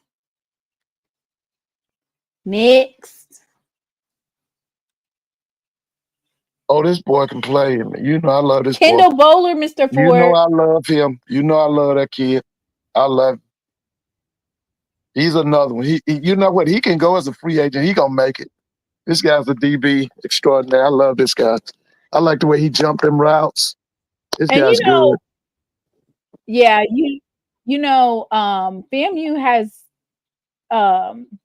done exceptionally well with regard to like signing free agents to various teams, and then they go on and do very well in the NFL. Yeah, this guy's good right there. So I know that the defensive scheme this year didn't necessarily highlight Kendall Bohler in a way that he was able to get the numbers that he usually gets. You know what I'm saying? So I don't think he was invited to the HBCU Combine this year. Nevertheless, he was on their radar the year prior. Yeah, see, the thing with FAMU this year, the defensive line let them down. See, what happens in the back end is dictated by what happens up front. FAM didn't have a dominant defensive line this year. And see, they were soft in the middle. Yeah, they were soft in the middle. That hurts your DBs. Don't ever forget that what happens in the back is dictated by what happens in the front. This guy can play, though. This Kendall Bohler I watch, I've seen him for 3 years. How many years I've seen him? Mm-hmm. I know 2. 3 years. 3 years. This kid can play right here, man. He gonna make it somewhere. He definitely has the measurables and the opportunity. He's let me go ahead. I'd like to see him go out west. Go out west. Go out west. Go out west. Going out west. Yeah, go out west. All right. So let me read the scout report for Kendall Bohler. Mm-hmm. He's at 6 foot, 195 pounds, late round or priority undrafted free agent. Right. He was all SWAC first team in 2023, box tour All-American, Reese Senior Bowl watch list in 2023, Bruce Feldman's freak list in 2023, stats perform FCF's preseason All-American in 2024. He had 39 tackles in the 2023 season, 2 tackles for loss, 14 pass breakups, and 1 interception. And then, like you said, of course, in the 2024 season, the defense was, it was a little bit different, but he did make the all SWAC second team. He was invited. Oh, it says that he was invited to the HBCU Legacy Bowl. Okay. Invited to the Hula Bowl and HBCU Legacy Bowl, East West Shine Bowl, 1,000 watch list. For the 2024 season, he had 33 tackles and 4 deflective passes. Right. That's what it says on the FAMU website. Yeah, you can do a lot with that guy, man. Make sure. He's a cover corner. He's bump. You can go bump and run. You can play him off. You can do a lot with him. You could, and the thing I like about him is that instinct. See, that instinct that he has, you can't teach that. You can't teach it. That's natural. That's innate. He jumps those routes. All right. Let me finish. I want to say this is the last one. This is the last one. I have Philip Webb, but other than that, Philip Webb is going to be the last one, of course. But this is Joaquin Davis. Yeah, I didn't even know how you pronounce his name, but I went to the North Carolina Central website and they say his name, it's pronounced Joaquin Davis. He is a 6'4", 195-pound wide receiver. Yeah, I saw You know, him. at 6'4", they're Oh yeah, I remember him. They're definitely looking for receivers with some length.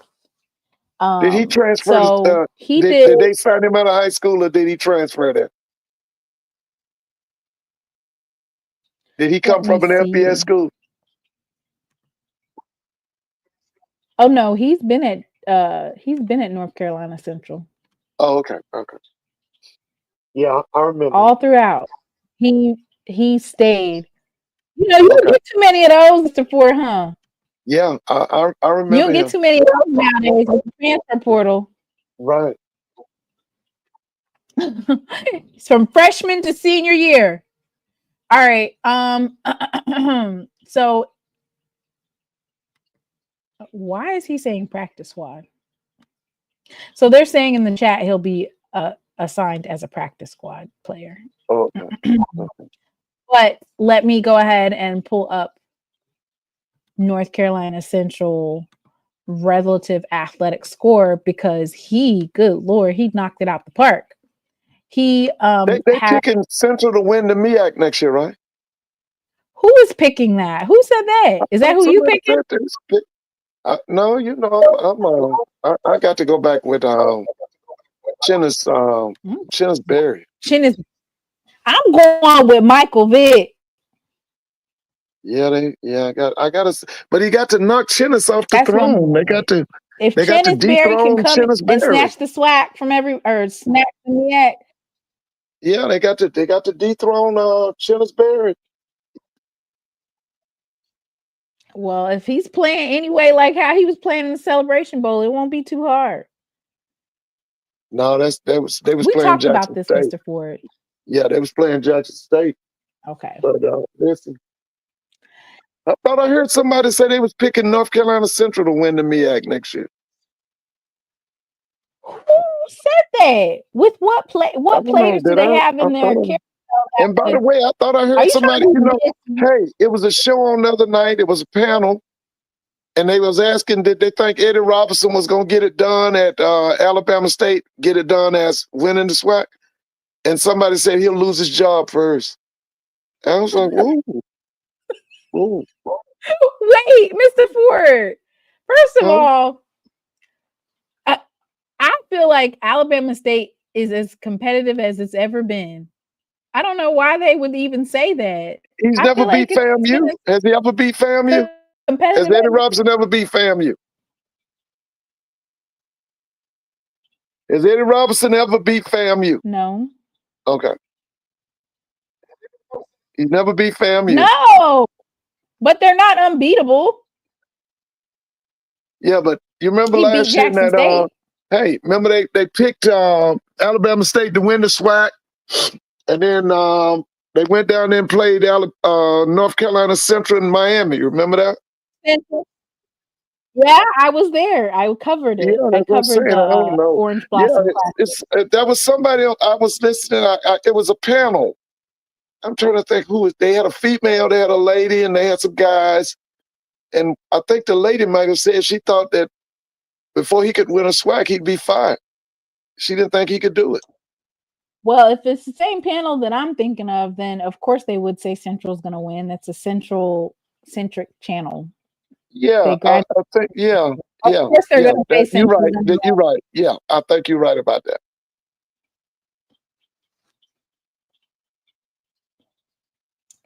Eddie Robinson winning the SWAC. I asked now you know better than that. You know better than that, Miss Whitley. I forgot to tell you, I asked Coach Cozy a question. I said, Mr. Ford said that you over there stocking up on the defensive side and that what you've been doing over there, what kind of offense are you going to run? And he responded back. He said, look out. He said, look out for the option. Well, the guy that he's got is his offense coordinator is really good. That's what Coach Cozy said. Yeah. Now that guy's name is Henry Burris. Henry Burris is Coach Cozy. a potential head coach. That guy's a potential head coach. Yeah, that Henry Burris that's with really? FAMU. He's a potential head coach. Yeah. Yeah, he said, look out for the option. I said, okay. And I wanted to know, did they find another quarterback? Remember the kid, that left-handed kid that's coming down from Central Michigan or something? That kid's bona fide in the open field. I'm trying to get a handle on his passing. But in the open field, that guy is something else, man. Open field what? Running? Yeah. He runs like a wide receiver. He said, get ready. His last name is Jefferson. I just got to get a handle. I want to see him. I want to see some films of him passing. I saw some stuff in his high school film. The SWAC and the MEAC love. Huh? The SWAC and the MEAC, they love a dual threat quarterback with the dual meaning that they're run first. Not on the SWAC and the MEAC. How about the NFL? The NFL likes dual threat quarterbacks. NFL, no, they like dual threat quarterbacks, but you got to be able to throw the ball. Oh yeah, that's what I'm saying. But they do like dual threat quarterbacks. Ours isn't dual threat. Ours is run first, then be able to throw. I got Irv, Miss Natasha. Yeah, so I told him, I said, what you got cooking up over there, coach? And he said, get ready to defend the option. I said, okay, we'll be ready. All right. So folks are saying that he'll be at combine, or excuse me, not a combine, a rookie mini camp invite, but he is very athletic. Joaquin Davis. Okay. Yeah. Very, very athletic. All right. Here's Irv. What I did was we had like back to back Jackson State players. So that's why I switched Irv out. So these last two players, of course, they're going to be Jackson State players, Mr. Ford. And then we're out. Of course, the SWAC player of the year, none other than number 5, Irv Mulligan. The type of like way that he would handle the ball, I'm talking about the relentless, he just pops off the screen, the way that he would run backwards. I didn't even know he was running backwards. Like when someone would tackle him, he'd tackle them back. He was dragging South Carolina State players into the end zone. He drugged them forward. He did. I saw it. He's a muscle milk. Yeah, I saw it. Why are you getting drugged like that? Straight up skull drug. He's probably a free agent. Probably, get a chance to pick a team he wants to play for. I wonder will he go to the Chicago Bears? He, of course, he transferred from Wofford. And in the 2024 season highlights, he had 1,239 rushing yards, 13 touchdowns, 6.1 yards per carry. Yep. He surpassed Walter Payton's single season rushing record at Jackson State. He had a 4.58 40-yard dash. He has exceptional quickness. He's versatile as a runner and returner. He's able to force missed tackles. He's a valuable asset to the team. He performed very well at HBCU Combine and the Legacy Bowl, and he also did really good at his pro day. He had 22 reps of 225, shuttle of 4.20 seconds, relative athletic scores of 6.5. Hey, he can go to Tennessee with Cam Ward. Ooh. Go to the Titans with Cam Ward. Yeah. So I'm definitely thinking he's going to be able to sign to whichever team of choice that he decides that he wants to. Oh, yeah. Last but not least, I feel like this particular player kind of went under the radar because he didn't participate in the. I don't think that he got the HBCU Legacy Bowl invite because I think they thought he was going to stay another year. I think it would have been better for him to stay another year. You I think saw some dominance, but it wasn't consistent. It wasn't pronounced. Yeah, if you look at that line, though, we had Nobles. Yeah, Nobles. I love Nobles.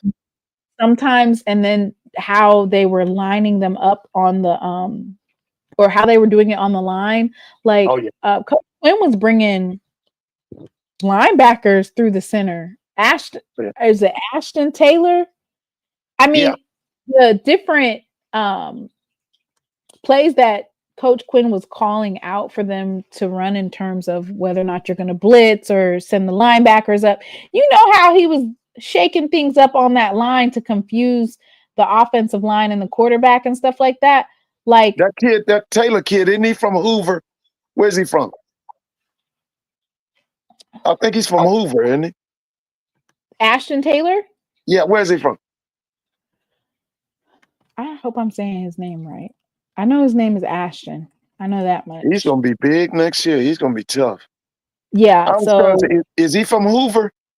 Yes, Hoover, Alabama, Hoover High School. Previous school. Let me tell you something. That kid probably could have went FBS. That was a steal. To get him.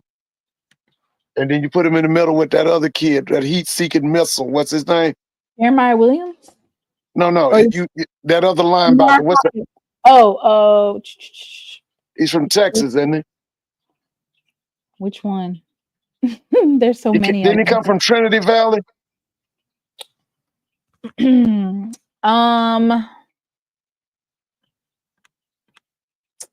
Let me see. You had a linebacker came from Trinity Valley last year. That boy, he was unreal.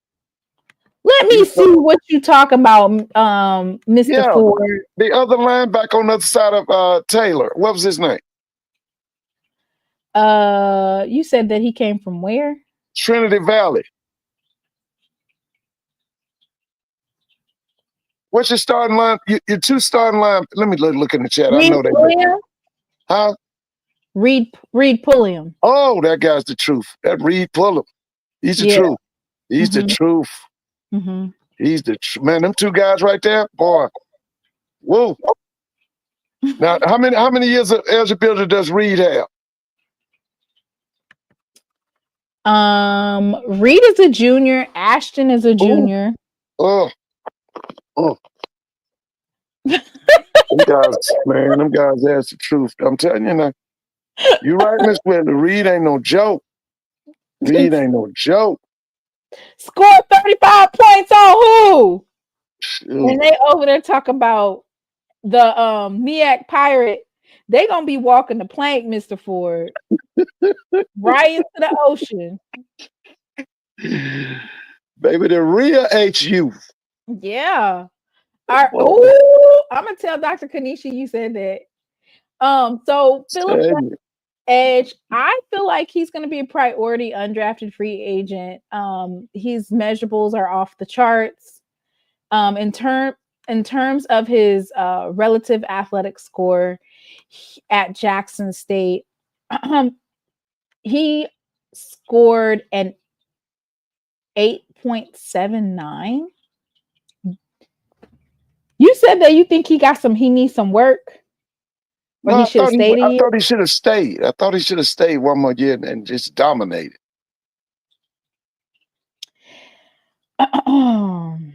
Yeah. Yep, should have stayed. You thought he should have stayed. Yeah. Webb should just well, we got something for JSU. Just keep talking.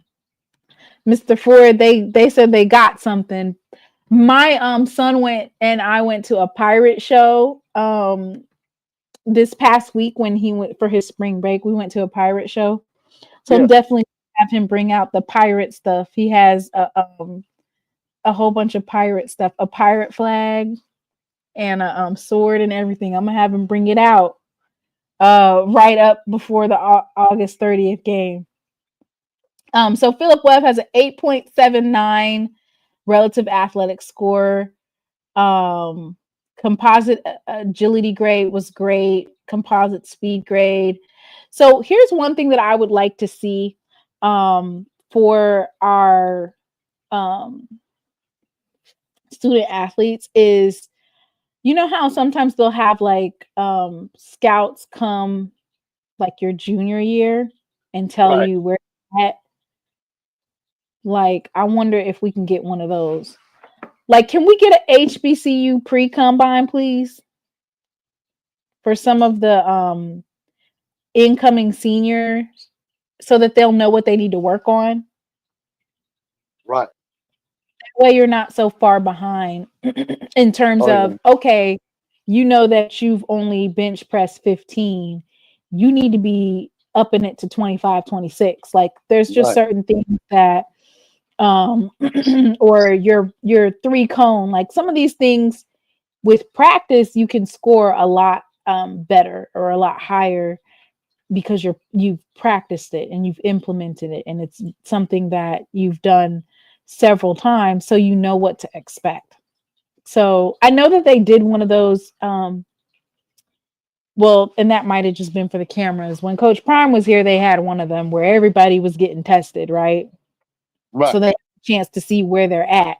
So I think that's something that will be beneficial in the future for our HBCU players, is the ability to have that testing done. Before I go to bed. Now, in next year's draft, 2026, does Jacoby Morgan go into the NFL?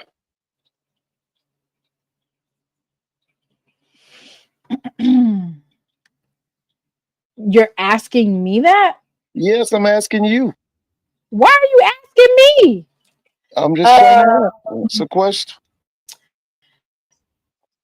So Jacobian Morgan, in terms of his height and his weight, he is NFL quarterback size, right?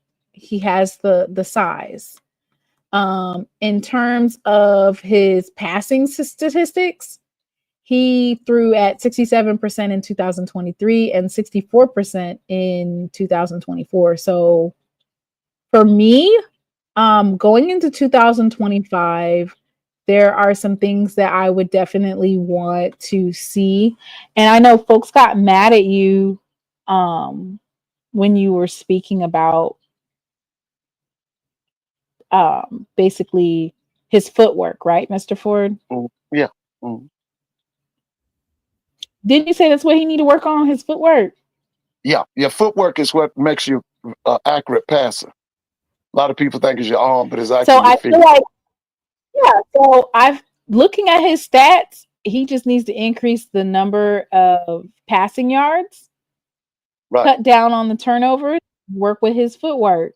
You know, these are mechanicals that, I mean, if you have access to a quarterback coach, that those things can be performed.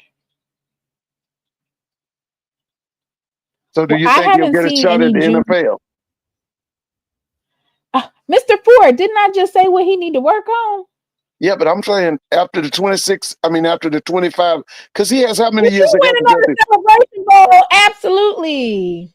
I feel like he could definitely get a shot. Okay. Absolutely. I think so too. I think he gets a shot. Because he's You about don't think so, 6'5". Mr. What is Ford? he? 6'5", 6'6"? How tall is he? He's 6'4". He's He's 6'4". NFL quarterback size. Yeah. Yes.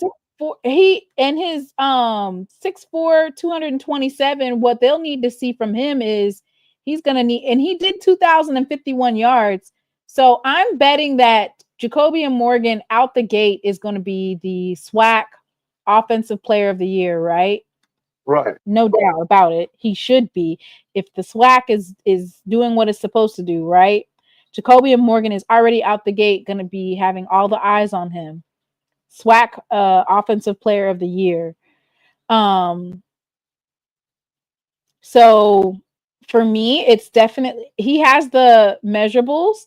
He has the ability to throw. I mean, Yeah, you thought about it. I just looked at his stats. His stats are 60 64%. Oh yeah, yeah, He has the stats, like they said. yeah. I think he gets a shot at the league after this. This is his senior year, right? And I think that Coach TC is probably setting him up for success, right? With the Yeah. wide receiver core that he has, getting Nate Rembert. He's setting him up for the ability to get to the league, right? If you have that type of wide receiver room and you have folks dropping balls and they're catching, you have the ability to do that. Mhm.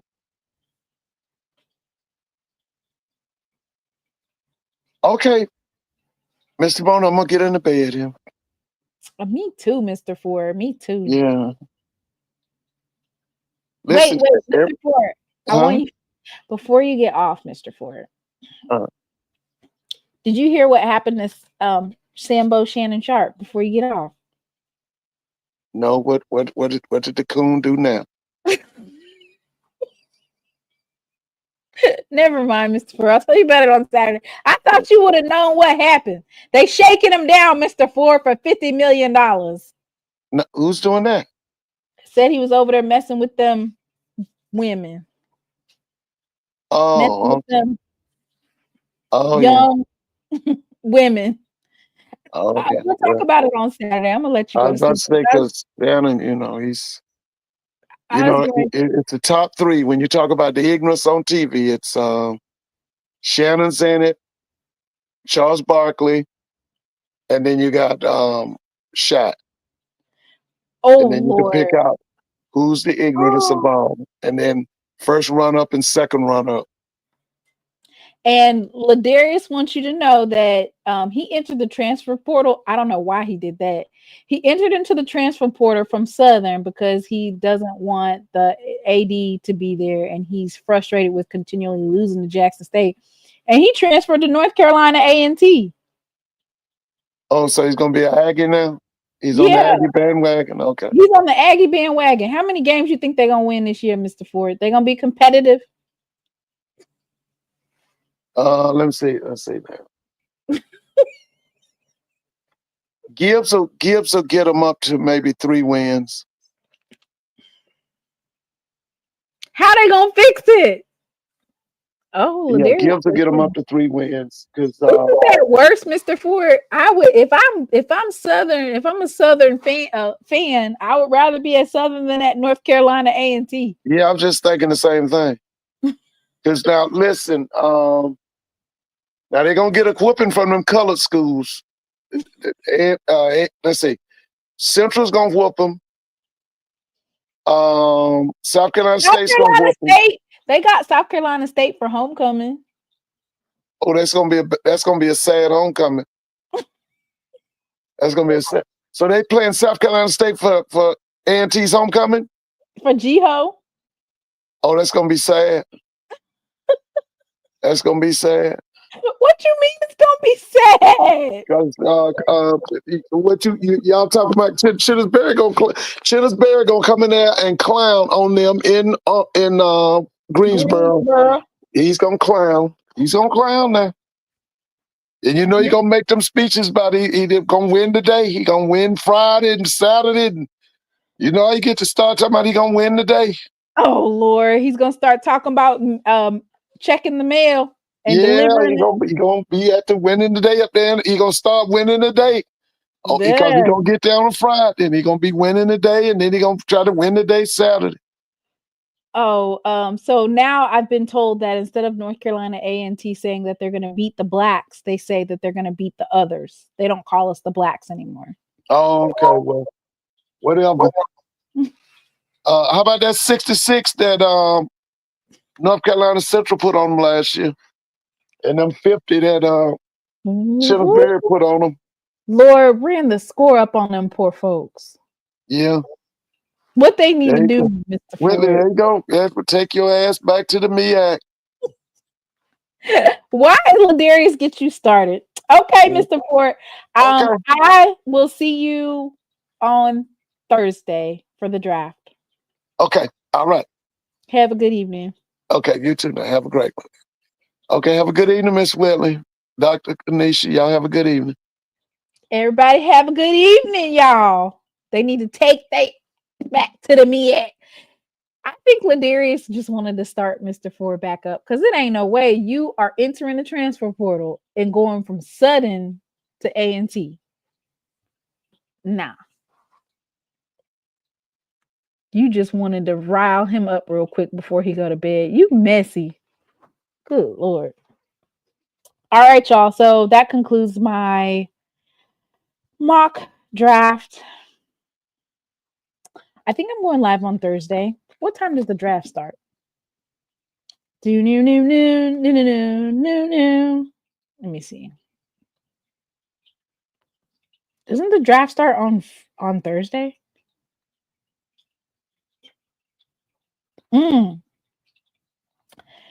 It says 8 p.m. Round 1 of the NFL draft will begin. Rounds 2 to 3 will air at Friday, starting at 7 p.m. Eastern. You know what? That's weird because I thought last year, maybe it's the one that starts on Saturday. It goes all day long. Good Lord, it's long. The draft is so long. Oh my God, it's so long. But in terms of this year's draft, we have so many players that are scattered throughout. You kind of got to watch the whole thing, especially those day 3 draft. You got to watch it. So I'll probably be watching day 1 and day 3. Marvin, you are all the way wrong. It says that it starts at 8 p.m. Eastern Standard Time. Rounds 2 and 3 will air Friday starting at 7 p.m. Eastern. So, dang, what round do I got them going? 4th round? When does the 4th round start? So, I'll probably watch the 1st round and the 4th round because I am anticipating. Yeah, so the big one is rounds 4 through 7 will start at 12 p.m. Eastern on Saturday. So that's when all of the HBCU players are expected to be announced is Saturday. So Thursday's coverage will just be minimal. Thursday's coverage will just be seeing Travis Hunter and Shedeur.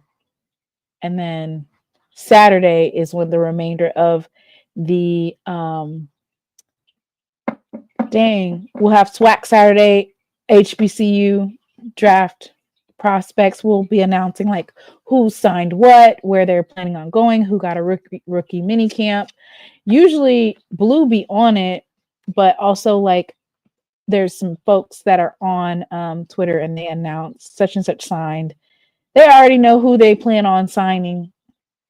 Already have all of their paperwork worked up for real. They're just negotiating the signing bonus and negotiating which team that they want to actually sign to. You have to start early Saturday. I'm trying to figure out how that's going to work. Ain't no way I'm doing round 4 through 7, maybe 4, 5, hopefully. Good Lord, that's a long ass day. I remember I did it a couple of years ago. The year that Isaiah Bolden got drafted, I did the draft. I'm gonna have to see how I did that because I also did SWAC Saturday, and my son has soccer games. But anyway, you guys, I had fun. Hopefully, I will see you guys back here Thursday night. I don't know how I'm gonna do that. Thursday early. Thursday at 8. We want to see your reaction to Robert and Carson. Oh, okay. That's 4th and 5th round. Y'all have a good evening. I would be funny and play that Howard video again, but oh my God, that kind of like hurt my ears. That was terrible. That was. Oh my God. That was bad. I didn't expect it to be that bad. So I'm gonna go out with, of course, my favorite. I'm not. Damn, John Horn beat the out of Lumumba. Lumumba didn't stand a chance. We need to check to see if these are real numbers. We need to check to see if those are real numbers.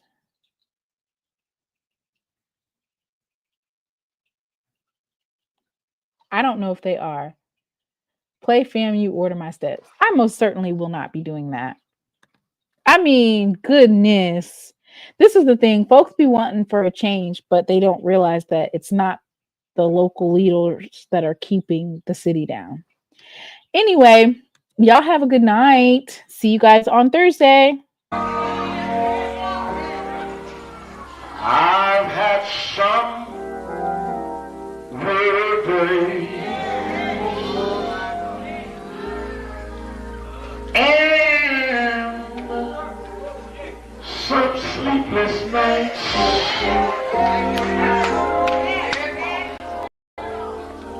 But when I look around, and I think things over, all of my good days outweigh my bad days. I can tell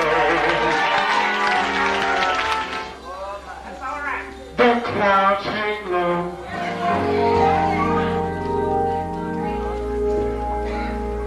I can hardly see the road. I ask the question, Lord. Lord, why so much pain? But He knows what's best for me.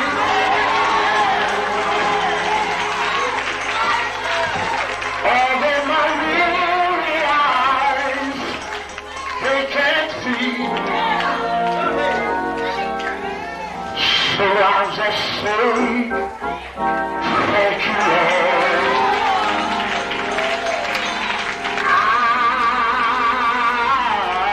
I won't complain.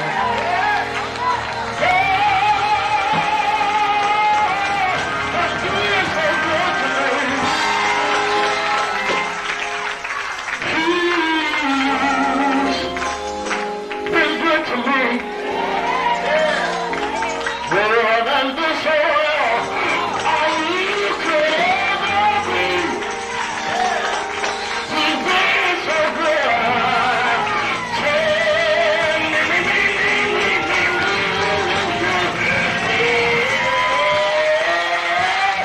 But He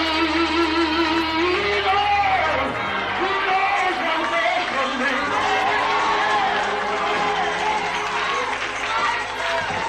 Although my weary eyes, they can't see, so I'll just say